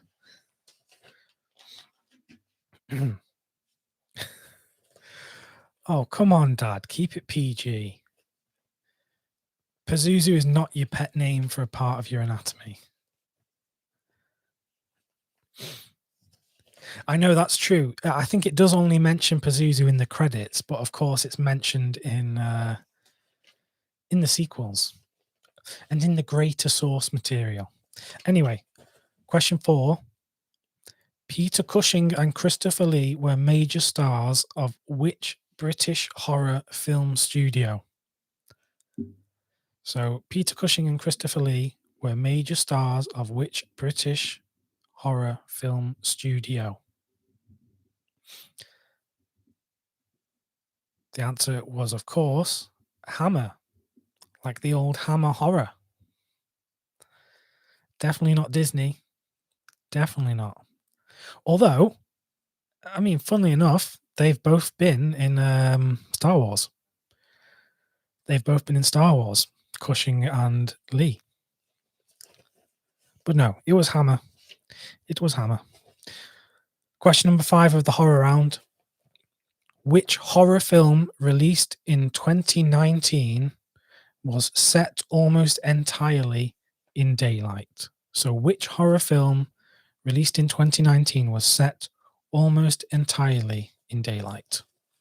Who got this one? Put your answers in the chat before I reveal all. Yep, it was indeed Midsummer. Midsummer, a very effective horror film, I think, was set almost entirely in daylight. Right, that was round 3, horror. Does anyone need any answers repeating? Any answers repeating?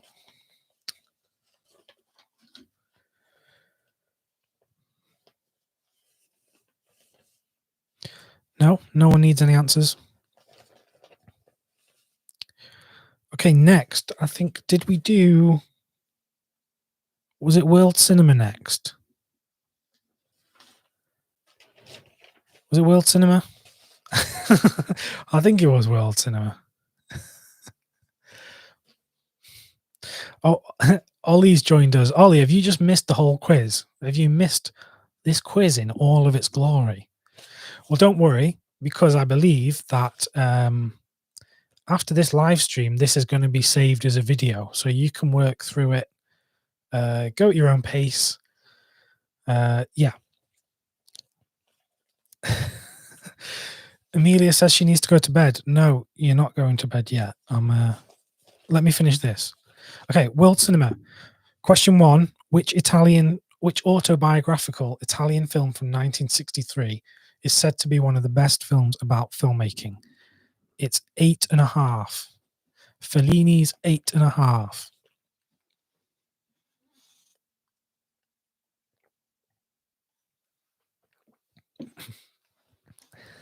Yeah, Nick's exactly right. You've got to study. This is homework. Think of the enrichment, the education you're getting from this quiz. You're learning so much about world cinema. Okay. Question number 2. Which filmmaker announced in a Cannes Film Festival press conference during 2011 that he understood and sympathized with Hitler? Who knows this one? Very controversial filmmaker from Denmark. Yep, it was, of course, Lars von Trier.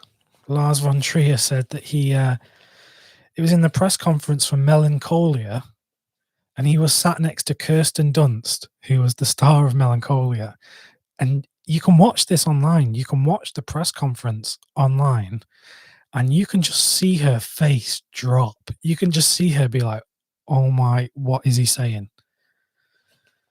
I think his intention was to be funny and just kind of shock people, but it was very strange, very strange. Okay. Question number 3. Which French film from 1960 is said to be responsible for the popularity of the jump cut edit in modern filmmaking? Barry says his eyelids are hurting. I'm sorry, I'm going to go at the pace I want to go. Yeah, the answer was, of course, Breathless, or A Bout de Souffle, as you've put, Tony. But yeah, Breathless was the answer. Okay, for Barry's sake, I'm going to try and go a bit quicker. Question number 4. Which country has the largest film industry in terms of number of films made per year? And when I looked up the statistics, they're leading by quite a lot, okay? So which country?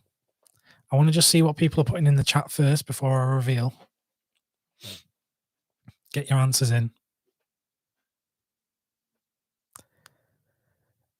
Oh, well done. Well done. Yeah, it's India. It's India because of Bollywood. So Bollywood Bollywood just churn out those films. And I don't think, obviously Bollywood put out a lot of films, but they don't tend to get released over here, really, do they? Yeah, Nigeria as well. I think after India, it might be Nigeria, because Nigeria have Nollywood, which is their version of Hollywood. So Nigeria put out a lot of films as well. But yeah, so it was India. So question number 5. What was the name of the trilogy made in the 1990s by Polish director Krzysztof Kieślowski? What was the name of the trilogy made in the 1990s by Polish director Krzysztof Kieślowski? The answer was the Three Colors trilogy. So if you put 3 colors, give yourself a pat on the back.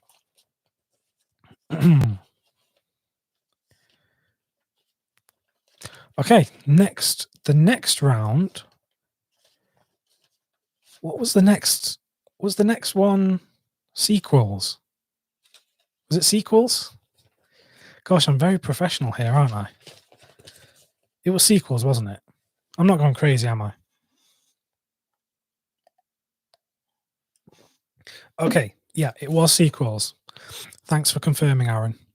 So, sequels. Yeah, I guess for that last one, if you didn't put 3 colors, but you put blue, white, and red, then yeah, you can have that as well. Yeah, Amelia, I'm just blatantly delaying this just so you don't go to sleep. Okay, sequels. Question number 1 of the sequels. No Time to Die, the forthcoming James Bond film, is set to be what number in the franchise? So what number in the franchise is it?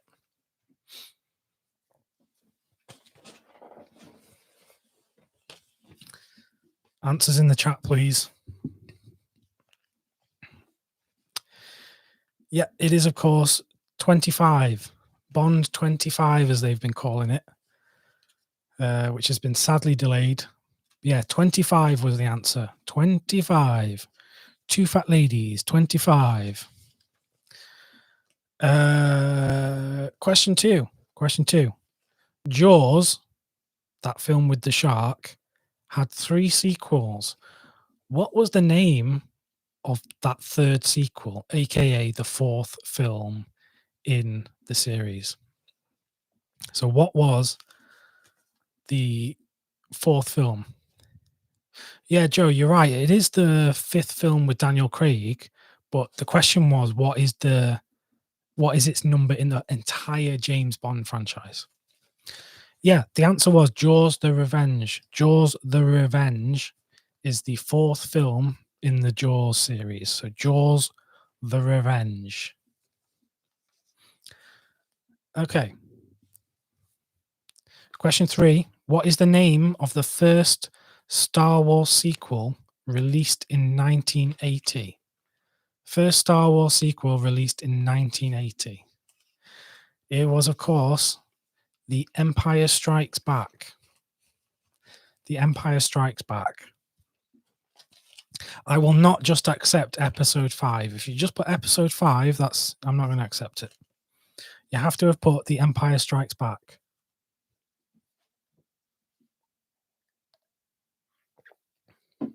Or if you just put Empire, I'll accept Empire. But you can't have just put episode 5. You have to have put Empire Strikes Back or Empire or TESB or whatever.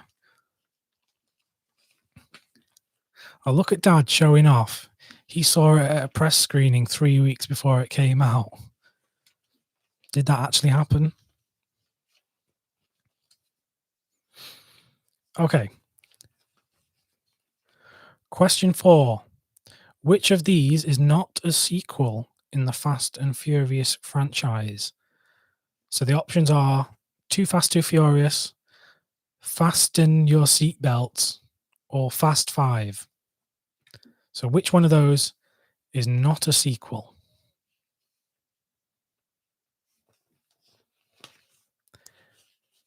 It was, of course, Fasten Your Seatbelts.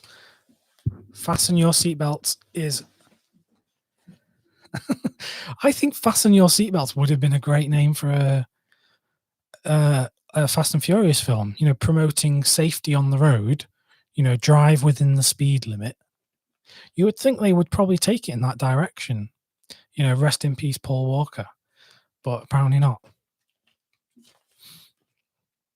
Okay, so that was question 4. Question 5. The top 10 highest grossing films of all time have made over $1 billion. How many of the top 10 are original films? So non-sequels, non-reboots, and it's also not adjusted for inflation. So it's only films. They're quite recent ones. So what did you think? How many? The answer is 2. It's Titanic and Avatar, both by Jimmy Cameron. Jimmy Cameron rolling in that money. Could you imagine? Could you just imagine being James Cameron? James Cameron, if you're watching this right now, just drop us a message in chat.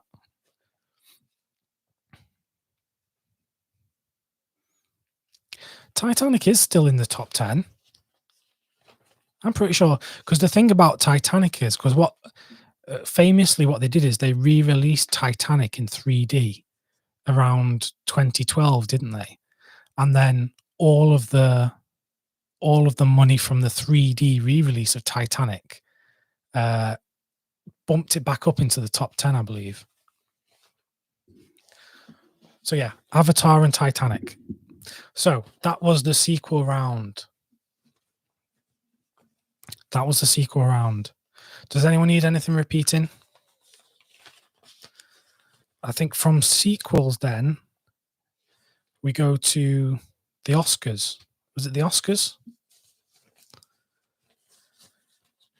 Is it Oscar time?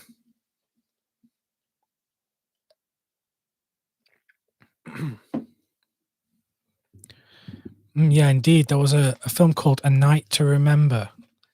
A Night to Remember was another film about the Titanic.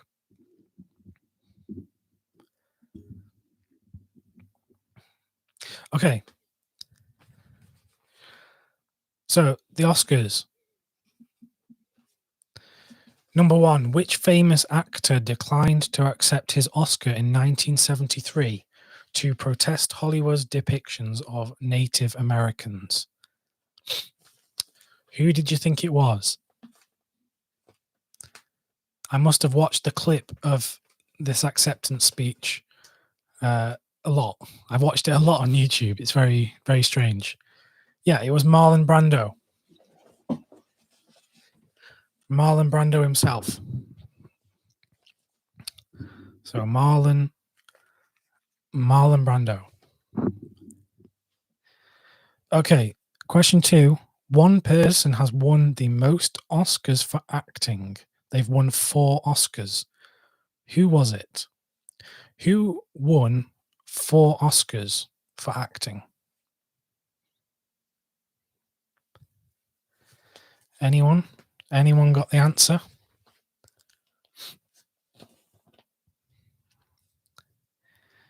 Yep, it's Katharine Hepburn. Katharine Hepburn won 4 Oscars. She's the only person to have won 4 in the acting categories. Daniel Day-Lewis only won 3. He's only won 3, but that's because he refuses to do films anymore. And he was robbed. He was robbed for Phantom Thread. I can't even remember who won over him for Phantom Thread. I can't even remember. Anyway, moving on. Question 3. Parasite made history for being the first foreign language film to win Best Picture. It also won the top prize at Cannes. Only 2 other films in the history of film have done this before. And you got a point if you could name 1 or 2 of them. So, could anyone name them? What were the 2 other films?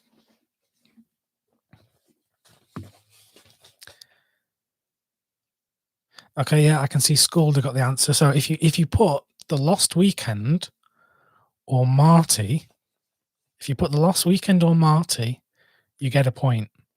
They're the only two other films that won Best Picture at the Oscars and top prize at Cannes. Black Orpheus doesn't count because Black Orpheus only won Best Foreign Film at the Oscars. So it didn't win Best Picture, it won Best Foreign Film.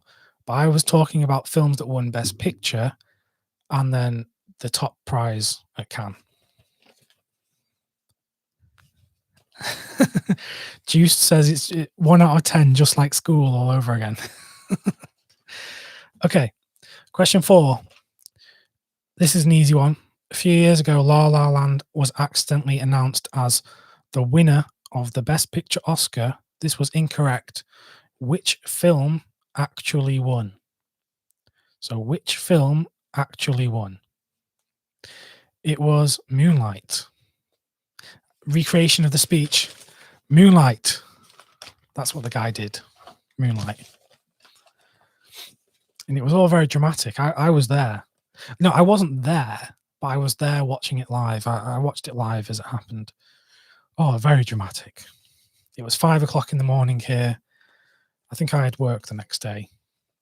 Dramatic scenes. Okay. The last question on the Oscars round.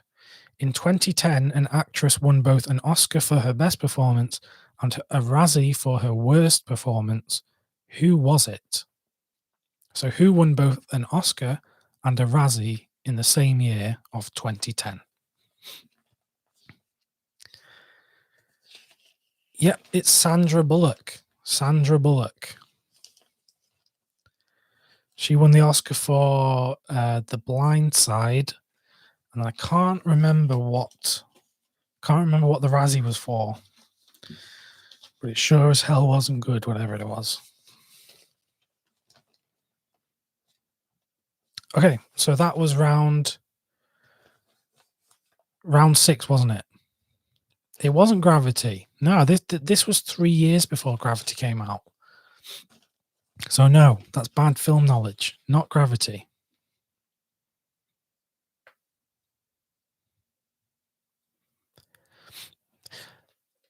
Albert's saying that MASH won the Palme d'Or too, but MASH didn't win Best Picture at the Oscars, did it?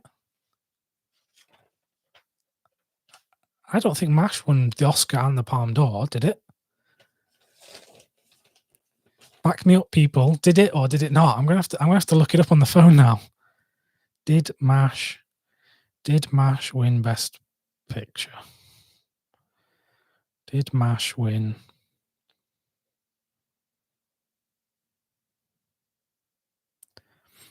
No, it was nominated for Best Picture. It lost to Patton. Patton won Best Picture that year. Don't worry, we all make mistakes. Do not worry, my friend. Do not worry. Okay, round 7. Round 7 was directors, wasn't it? Was it directors? Okay, round 7. Question 1. What is the name of the theory that supposed that film directors are the sole creative force behind a film? So what is the name of the theory that supposed that film directors are the sole creative force behind a film?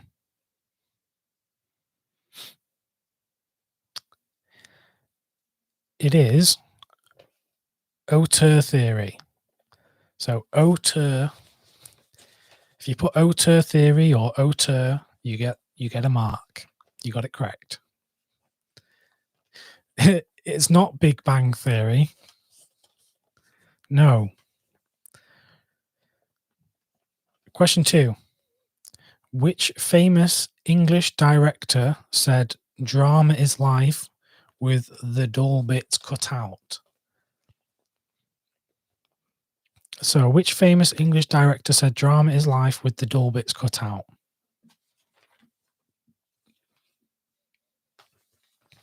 It was Alfred Hitchcock. So if you put Hitchcock, you get a point.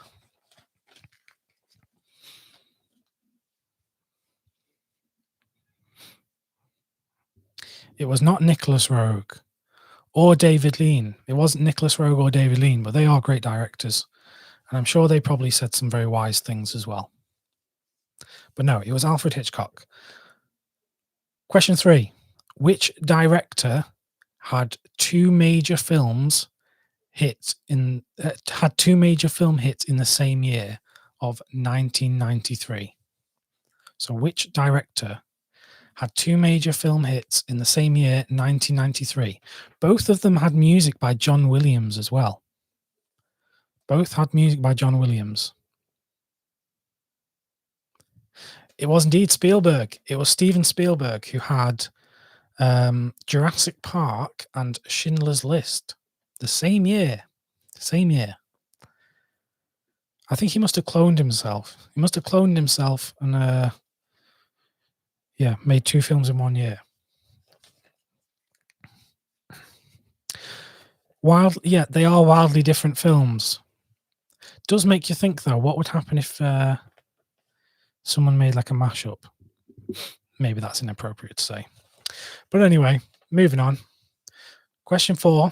Who is the first and only female winner of the Best Director Academy Award? So, who is the first and only female winner of the Best Director Academy Award? And she won in 2008, I think. It was indeed Catherine Bigelow. She won for The Hurt Locker. So Catherine Bigelow. It was not Greta Thunberg. Don't even think she was born in 2008. Yeah, Catherine Bigelow. And it was not Juice Bigelow either. Juice Bigelow, male gigolo. Okay.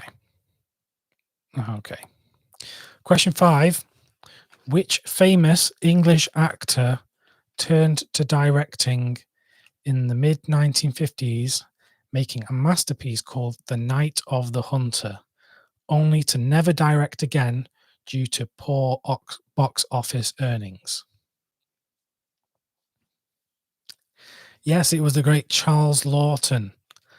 Charles Laughton sadly only made one film, and if you've not seen The Night of the Hunter, it's well worth seeing.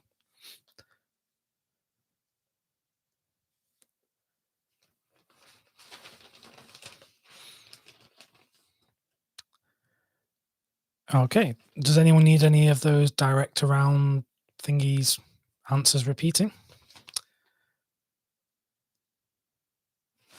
If not, we'll move on. Last round, people. Hollywood relationships.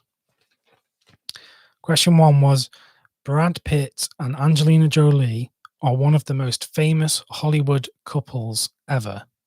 On what film did their relationship begin?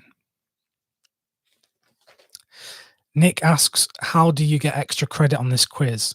Well, I'll send you my PayPal and, I'll sort you out. Yep, the answer was Mr. and Mrs. Smith. Not 9.5 weeks. No, Mr. and Mrs. Smith. Not the Great Train Robbery either.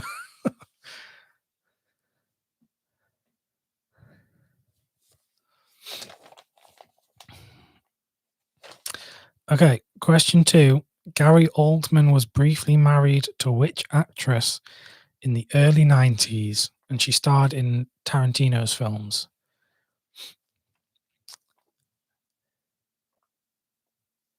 It was Uma Thurman. Uma Thurman. Fun fact, my first acquaintance, or the first time I became acquainted with Uma Thurman was in the great film Batman and Robin. Who remembers Batman and Robin, eh? Uma Thurman played Poison Ivy. Does anyone remember that? Does anyone remember when Batman had nipples? Batman had nipples on his armor. Anyway, question 3. 2 Hollywood film directors both had films in the race for Best Picture in this year's award season. They were also a couple. Can you name them? Can you name both of them?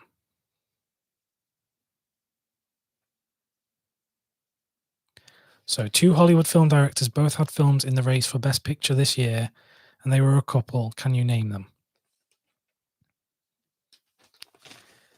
So the answer was Noah Baumbach and Greta Gerwig. So Noah Baumbach and Greta Gerwig. You can't just put Greta Gerwig and I don't know the other guy. I'll accept Greta and Noah because we're on first name terms, clearly. It was not Barry Jenkins and Lulu Wang, no. And it was not Tom Cruise and John Travolta. That's just in your head. That's just a fan fiction that you're creating in your head. Okay, question 4. Ryan Reynolds and Blake Lively have been married since 2012, but which famous actress was Ryan married to for 3 years before that? So which famous actress was Ryan Reynolds married to before he was married to Blake Lively?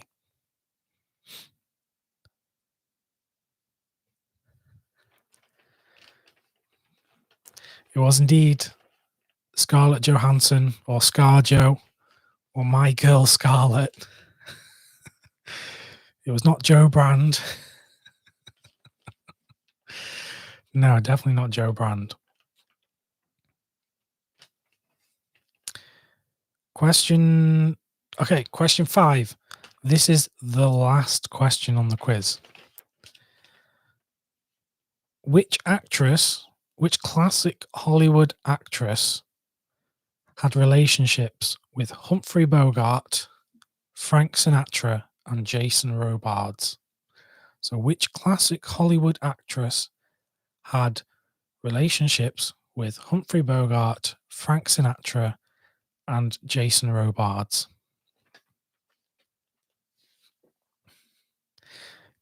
It was Lauren Bacall. Lauren Bacall was the correct answer.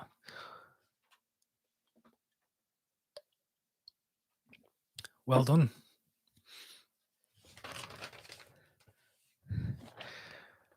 What does that mean? Lauren the Mattress? Lauren the Mattress Bacall? I don't get that. But anyway. Right, that's the end of the quiz. So this is where we're getting down to business now. Let's get down to business. How did you do? Put your score in the chat, and I'm going to scroll through the chat, and I'm going to see who came top. So just put your score in, and you're only cheating yourself. It's just like school. You're only cheating yourself.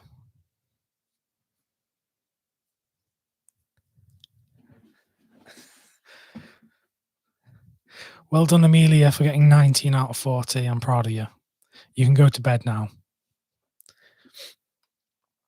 You too, Barry. You can go to bed if you want. So let's have a look. So Schoolder got 37 out of 40. Very good, very good. Kieran got 38. Barry got 39. So Barry's in the lead. Albert got 38. Paul got 31. Yeah, not too shabby. Well done, Paul. Tony got 27. Very commendable. Paul got 34. Well done, Paul. SJS 27. Well done. David got 12 out of 20. Did you only do half the quiz? Were you just not here for half of it? But don't worry, 12 out of 20. Look, well done. Sam got 29 out of 40. Aaron got 28 out of 40. Becky got 15 out of 40. Well, you can have the participation prize. No, well done. Cornel got 19 and Isidore got 23. So well done to both.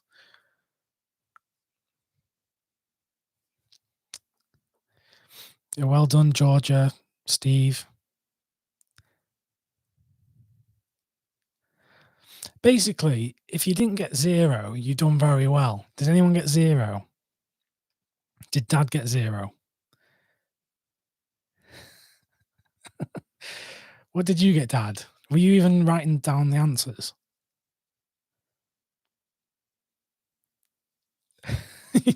Sexy monkey just plays for fun. Oh.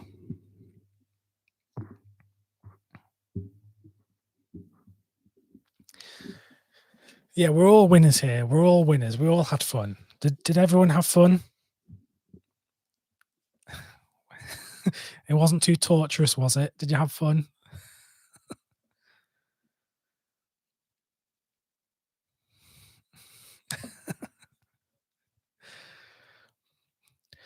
Cornel asks, when is the next quiz? I mean, look, that's up to you.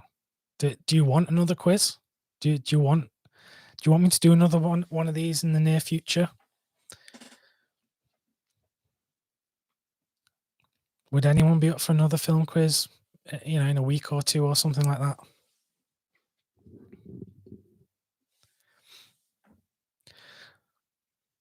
No, thanks very much for coming, Georgia and Sam. Thank you very much. Kieran says tomorrow night, another quiz tomorrow night. I don't think I have the energy to get more questions down for tomorrow night.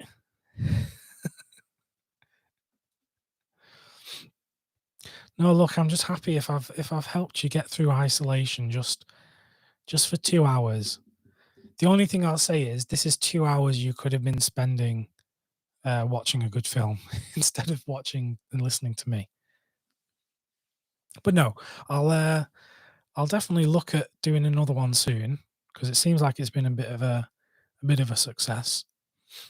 So no, thank you everyone for joining. If anyone's got any questions, I'll stick around for a bit. I'm not in a rush to go anywhere. So if you're heading off, thanks very much for joining. It's been great having you here. Been great interacting on the chat and getting all the questions in.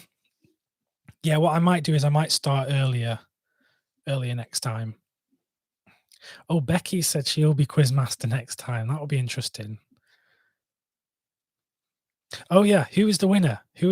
Sorry, everyone's a winner, but let's actually look at who got the highest score.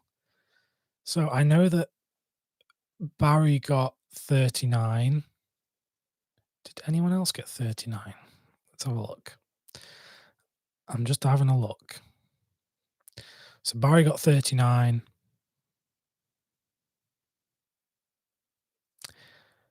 I think you're actually the winner, Barry.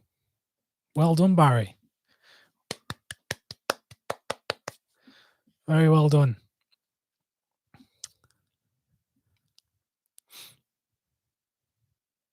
I mean, Barry is clearly very, very, very knowledgeable. If you've seen Barry's collection and the kind of films he watches, we're of the same ilk.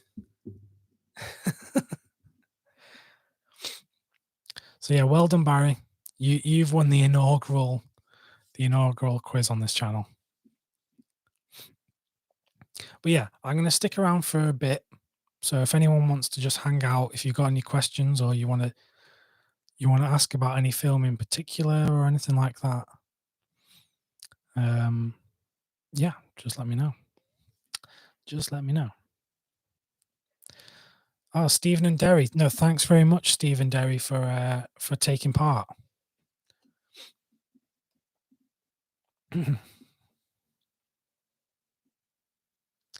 Don't worry, if you're only just joining us as we're winding down, this quiz, this live video should get saved as a video. So, if you want to go through the quiz at a later date, you can do that. You can see all the good fun we had. Sam's asked what my fave Michael Haneke film is. Probably Probably Hidden or Cachet. Yeah, Hidden is probably my favorite one. If you've not seen Hidden, definitely recommend it. Great Juliette Binoche.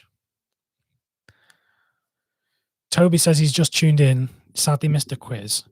Just watched Overlord. Yeah, Overlord is in the Criterion Collection. Definitely, yeah, very very underrated. By who is it? The guy that worked with Kubrick a lot. I'm blanking on the name. But yeah.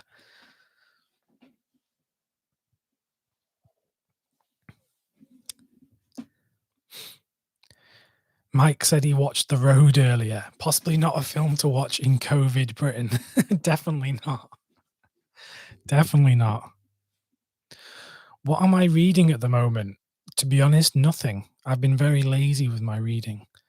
So I definitely need to catch up on some reading.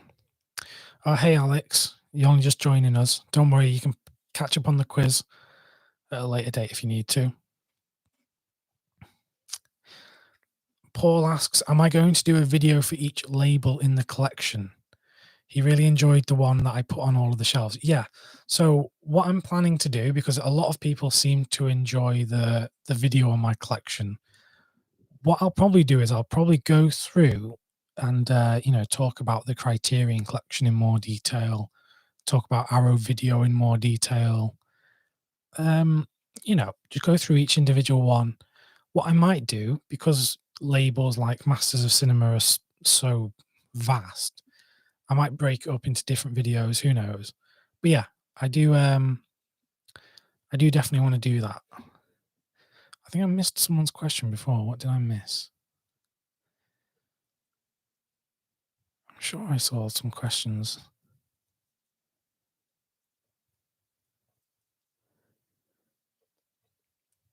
Didn't someone mention something about Eyes Wide Shut and it's just gone past me? Oh,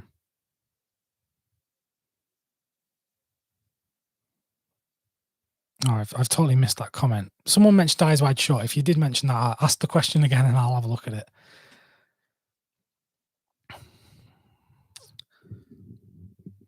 What is my favorite Ken Loach film?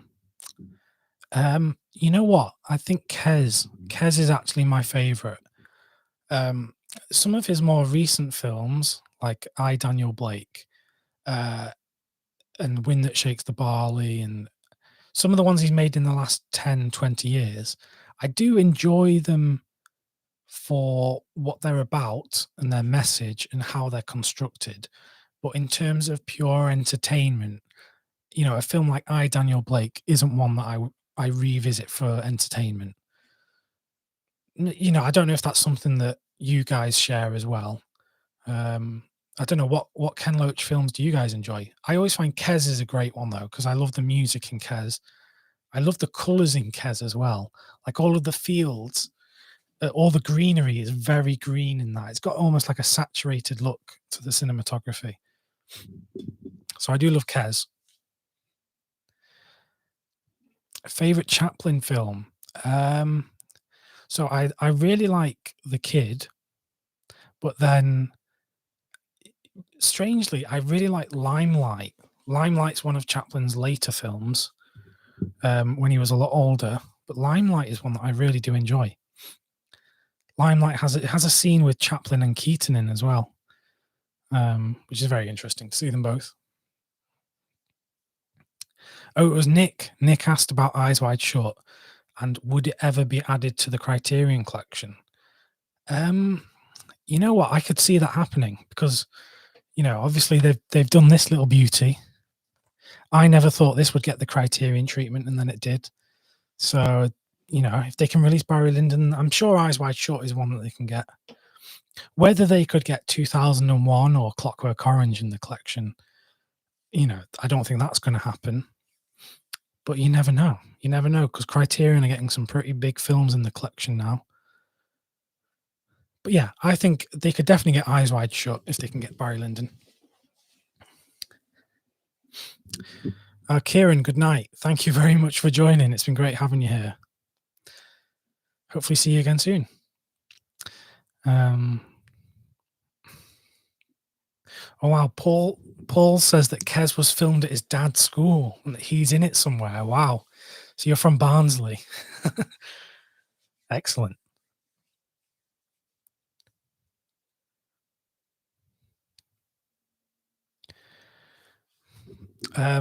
What is my favorite Eclipse set?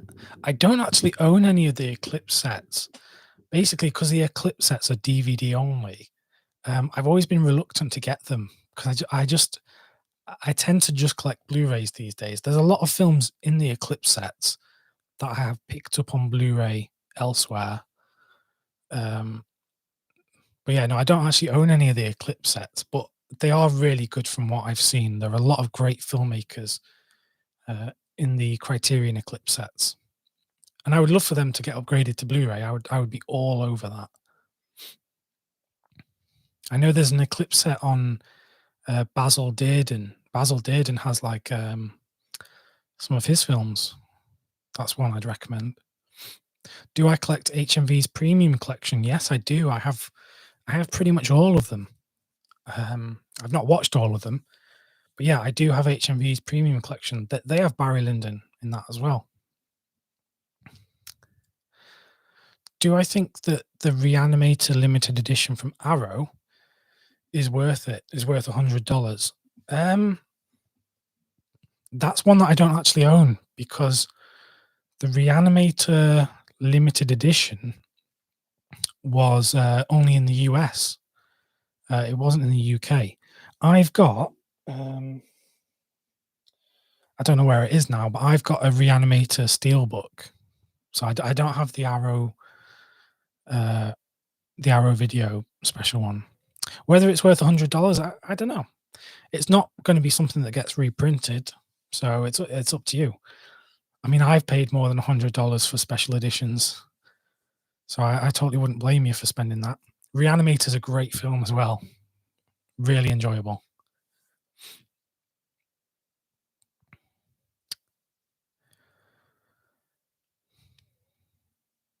Alfie asks, can I do some more Arrow Academy sale recommendations? Funnily enough, what I'm planning to do tomorrow, which is Sunday, I'm going to record a few videos for the YouTube channel, and I think I'm going to do some more Arrow recommendations. So if you're looking for some more Arrow video and Arrow Academy sale recommendations, keep an eye on the channel over the next few days. Because I think what I'll do is I did do some videos during the Arrow sale in February, so that there is a video on some Arrow Academy recommendations and video recommendations, which would still stand now. But yeah, I think I'll do another video tomorrow for Academy and video. So keep an eye out for them. Have I watched many Sion Sono films, and what do I think? Yeah, a very interesting Japanese filmmaker. He made a film called Love Exposure, which a lot of people say is well, I know a lot of people that say it's one of their favorite films, and that's a very interesting film for sure.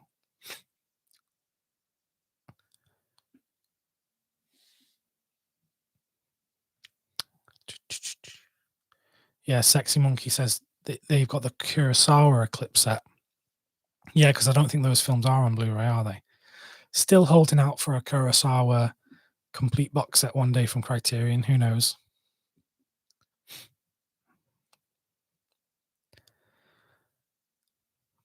Have I pre-ordered the upcoming Satan Tango Blu-ray? Am I daunted by the 7-hour running time? It's a film that I've never seen. I've never seen Bellatar's Satan Tango. It is kind of daunting, you know, and it raises an interesting question, because if a film is 7 hours long, should we watch it in one go? Because, you know, even though a film is a very complicated thing to make. So if you're making a film that's 7 hours long, a lot of time and energy and money and attention has gone into making that. So surely I should be able to devote 7 hours in one go to watching it. But then also it's a big ask, because 7 hours is quite a big chunk of someone's day. But no, I will watch it. I'll watch it in one go because I have watched some very long films in one go before. But no, I've not pre-ordered the Blu-ray because I'm pretty sure that Satan Tango is going to get a Criterion release because it's heavily rumored. I know that Janus Films or Janus Films, they've been distributing it theatrically from this new restoration. And usually when Janus Films are showing a film theatrically, it means it's going to come to the Criterion collection. Because we saw that with Come and See. I mean, we had to wait a long time, but it's usually a good sign if Janus Films gets a film for distribution that it's going to get a Criterion disc. What is my favorite extras on a Blu-ray from Halger? Probably one of my all-time favorite extras ever is the commentary track on This Is Spinal Tap, where the actors of the band Spinal Tap do a commentary in character, and it's like they're watching an old tour documentary and then they're commentating over it. It's almost like it's like a completely new experience when you watch that audio commentary. So yeah, I would say that I don't know if it's on the old Criterion DVD, but I know on the Blu-ray here in the UK, the Studio Canal Blu-ray, it has that commentary track, and it's almost as good as the film itself. So yeah, I do love that a lot. As for other favorite extras, I mean, it's hard to pick, but yeah, there are a lot of good extras, a lot of good documentaries on Criterion discs and other Blu-rays.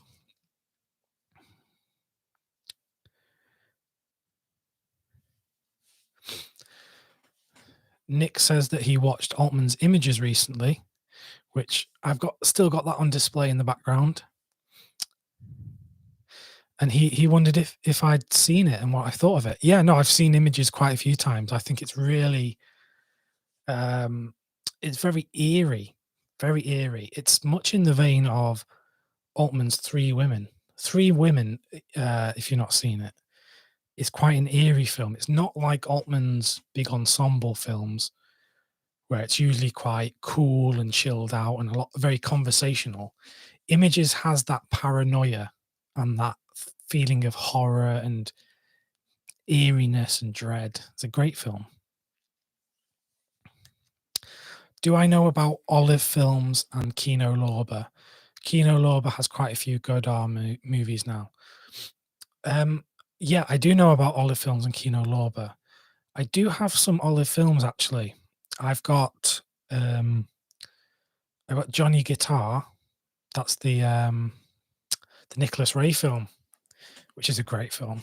I got Johnny Guitar. I used to have the Olive Films High Noon release, but then I recently got the Eureka Masters of Cinema High Noon, so I got rid of that. And then I also had the Orson Welles Macbeth Olive signature release.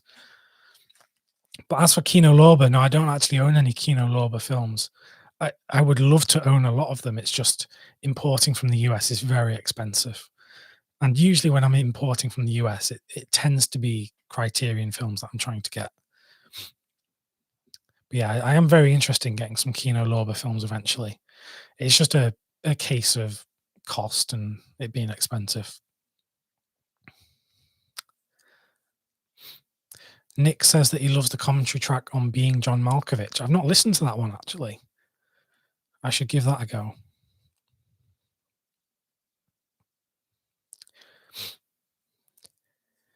Yeah, Skulder says that he'd love to buy some premium collection titles, but because he's not in the UK, he has to use Amazon, and they don't have sales. Yeah, because the premium collection, it's like an HMV. It's their own collection. So they do appear on Amazon sometimes, but it's usually secondary sellers. Mike asks, what's my favorite Fassbender film? What is my favorite Fassbender? The one I always return to is Fox and His Friends. Fox and His Friends is definitely might be my favorite. I do really like Fear Eats the Soul as well.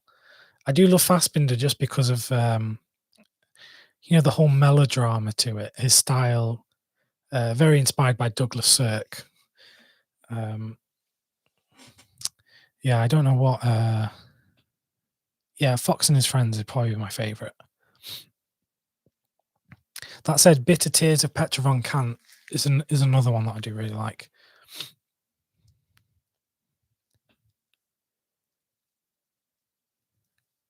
No, Sam, I've not seen Garth Marenghi's Dark Place, but that is something that is on my radar for sure.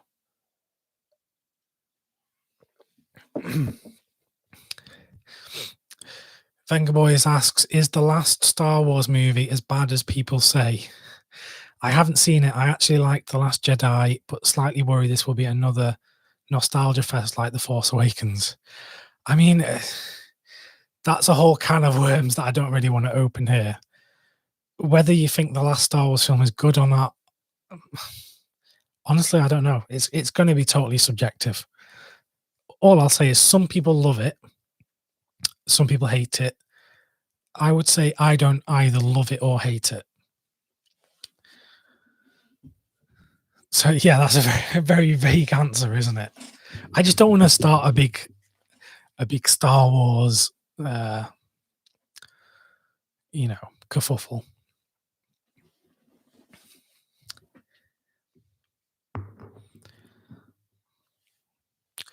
Yeah, Nick says McCabe and Mrs. Miller is his favorite Altman film, and with Long Goodbye not too far behind it. Yeah, McCabe and Mrs. Miller is a brilliant Western. I love the cinematography done by Vilmos Sigmund in that. Brilliant, grainy, earthy look to it. I'm sure I've mentioned before on this channel that one of the things that I hate about modern Westerns and modern historical period dramas is when they look too clean and they look too sterile. They don't look lived in. Like when you watch a modern Western and everyone's clothes are perfect, the cinematography is totally grainless. It doesn't feel authentic. It doesn't add to, taking me back to that time. But when you watch a film like McCabe and Mrs. Miller, where the grain is so thick and it looks like you're watching, something from the past, I think it really does add to the effect of transporting you there. Maybe that's just me though. I don't know what you guys think about, films looking too clean when they're meant to be set at a time when everyone would have stank and would have been so unclean. But that's just a bit of a rant.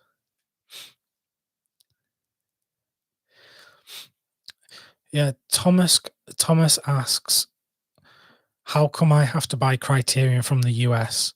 I thought Criterion is now in the UK too. Yeah, so basically Criterion is in the UK, but they only release films.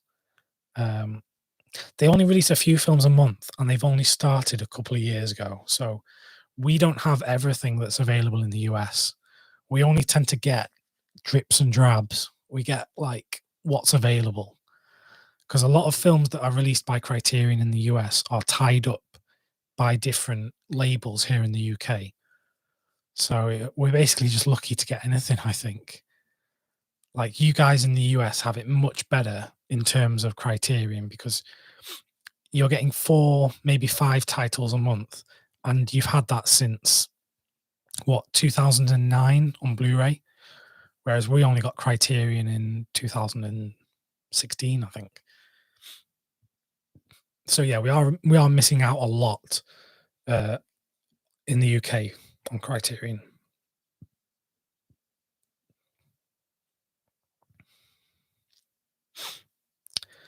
Paul mentions the commentary on Dog Soldiers. The cast gets slowly drunk as the film goes along. Gosh, I've not seen that, but I'll have to check that out. Have I watched the film Gandhi with Ben Kingsley? I have, yeah. Very interesting performance. That's one that I should revisit, actually. It was recently announced that they're going to do that on a 4K Blu-ray. So that's probably going to be a good time to revisit Gandhi. Terry Gilliam's audio commentary for 12 Monkeys is fascinating. Again, I've not checked that out, but I do own the Arrow Video Blu-ray, so maybe is it on that? I should probably check it out if it is.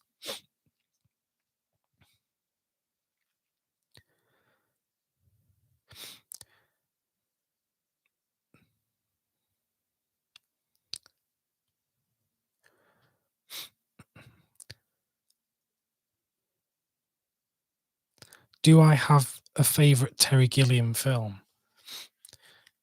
Because you've only seen Time Bandits and The Fisher King. I would strongly recommend Brazil. Brazil is probably my favorite Terry Gilliam film. I think that's true for a lot of people as well. I think a lot of people really do like Brazil. Beyond that, yeah, 12 Monkeys. We just talked about 12 Monkeys, but 12 Monkeys is a great one. I do really like Fisher King as well. Fisher King is a great film. I love Jeff Bridges and Robin Williams. Great little film, that one. I've not seen Terry Gilliam's latest film, the Don Quixote one. I know that didn't really get good reviews, but definitely I'm interested in checking that out.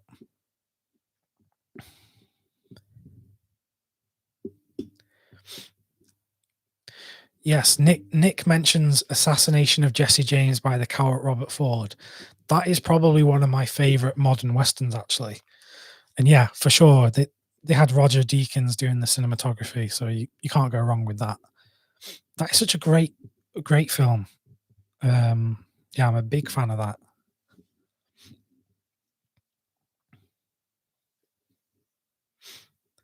And yeah, you mentioned that we have here in the UK, we have great boutique Blu-ray labels like Indicator, Arrow, and Eureka, and that you've only got Criterion to match.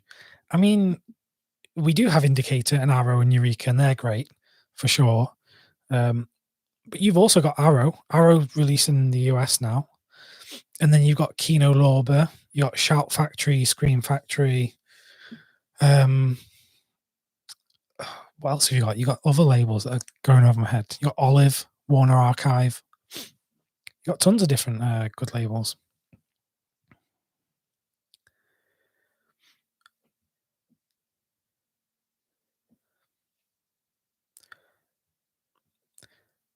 Yeah, a Criterion release of Baron Munchausen would be great.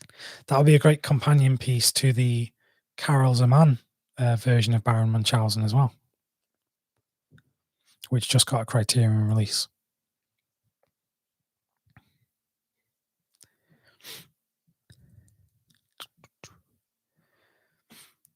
Oh yeah, apparently there's a longer director's cut of Jesse James, which would be fascinating to watch. It does sound like the kind of thing that Criterion would go for, because Criterion do like to go and save the really long director's cuts that haven't been seen before. You know, they did that with Tree of Life, with Terrence Malick's director's cut of that, which had 50 minutes of extra footage. There's rumors that they're going to release the Kenneth Lonergan film Margaret, which was famously cut to shreds by the production studio when it was released. And apparently there's a director's cut out there of Margaret, which is meant to be amazing, but people just haven't seen it. So apparently Criterion are trying to do that, but whether that'll happen, who knows. But it is interesting when they release different cuts of films on Blu-ray. That's one of the great things about, you know, film preservation in general.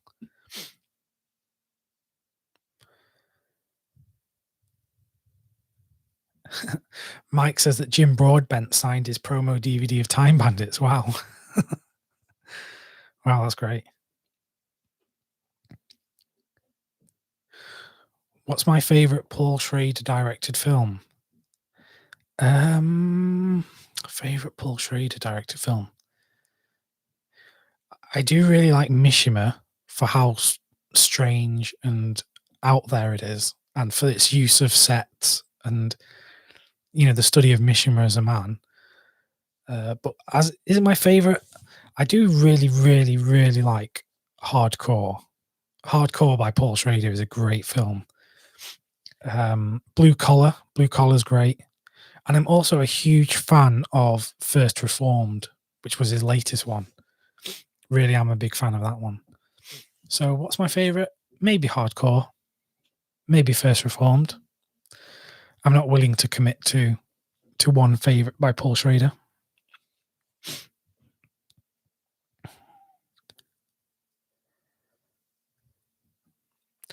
Do I like any of the films by Shane Meadows? Yeah, I do. Shane Meadows is another good English filmmaker.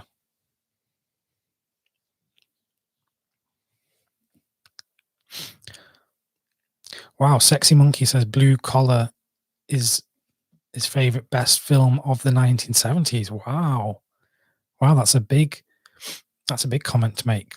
I mean, yeah, it's a great film. Blue Collar is one that I probably should revisit soon as well.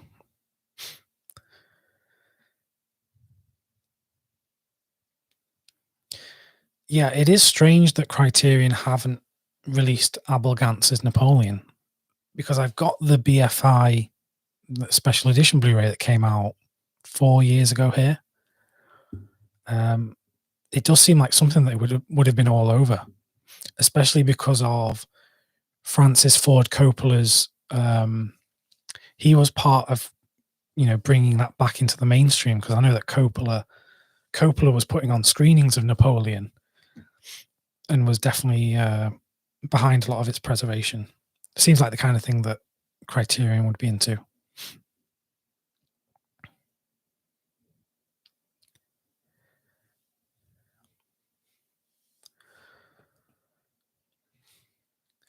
Nick asks, what is my favorite Cassavetes film?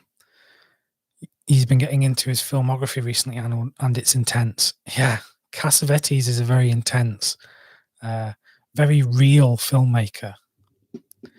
When you're watching a Cassavetes film, you feel like you're there, or like you're watching something that's been documented rather than created. My favorite is probably A Woman Under the Influence, because I think Jenna Rowland's performance in that is just crazy, and it's heartbreaking as well. Like when she's talking to her children in that film, when they're having that party in the back garden, and that other guy's there, and that other guy's just thinking like, God, she's crazy. It's sad watching her descend into this mental illness and watching people not take her seriously. And it's obviously A Woman Under the Influence is still obviously very relevant today, because of, mental illness is not something that's gone away, and it's arguably something that is more prevalent now than it ever was, because of how society is or whatever. So yeah, that's my long-winded way of saying A Woman Under the Influence is probably my favorite. But I do really like Opening Night. Opening Night is a great one. All right, I'm probably going to just do a few more minutes, and then I'll wrap this bad boy up. Let's have a look. What are people saying? Yeah, I'm going to give it a few more minutes. So if you've got any burning questions, get your questions in now. Blue Collar may be my second place 1970s film after Barry Lyndon. Oh, thank you. You're a person that's very close to my heart. Many people know that this is my favorite film of all time. It's no coincidence that it's just here, just resting here. Yeah, I love Barry Lyndon. I should probably talk more about it on the channel. Let's see.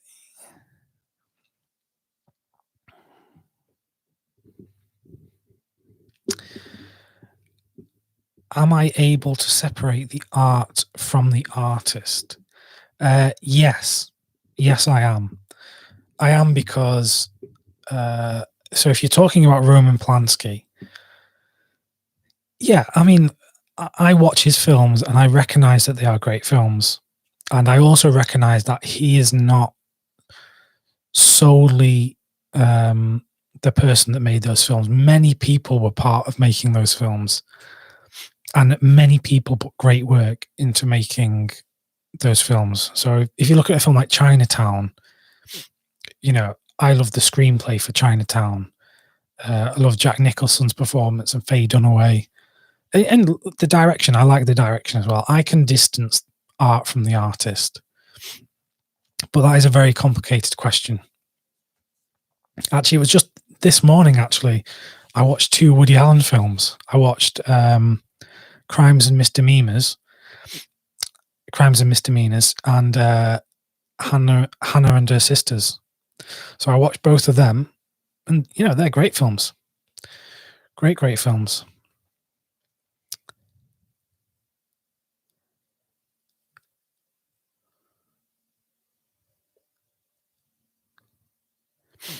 Right, I'm going to just answer one more question. What movie gave me the most laughs? This is going to be my final question that I answer on stream. What movie gave me my most laughs? Well, I mentioned before Spinal Tap. This is Spinal Tap is one of my favorite comedies of all time. Every line in that is so quotable. I instantly think of when they're at the grave, and they're like, "Oh, there's so much perspective." Yeah, too much perspective. Just little lines like that. It's like, who would say that? Oh, yeah. This is Spinal Tap. Blazing Saddles. I'm a huge fan of Blazing Saddles. What else? I'm trying to think what. That makes me sound really unfunny that I can only think of 2 films that make me laugh. No, there are loads of films that make me laugh. I just can't think of them off the top of my head. Okay, so that's my last question. That's what I answered. So I'm going to wrap this up now. But thank you very much, everyone, for joining in on the quiz and also for joining this live chat. Do you guys want me to do live things more often? Because I've only done this one, and then I did, that test run the other day. But I've been enjoying it. I'm quite enjoying doing these live videos. So yeah, if you've enjoyed it, by all means, let me know. Let me know if you'd like me to do this more often. I might start writing another quiz. You never know. But yeah, what I'm going to do is tomorrow I'm going to be filming some videos. So I'm going to do some Arrow recommendations. So they'll be up on the channel soon.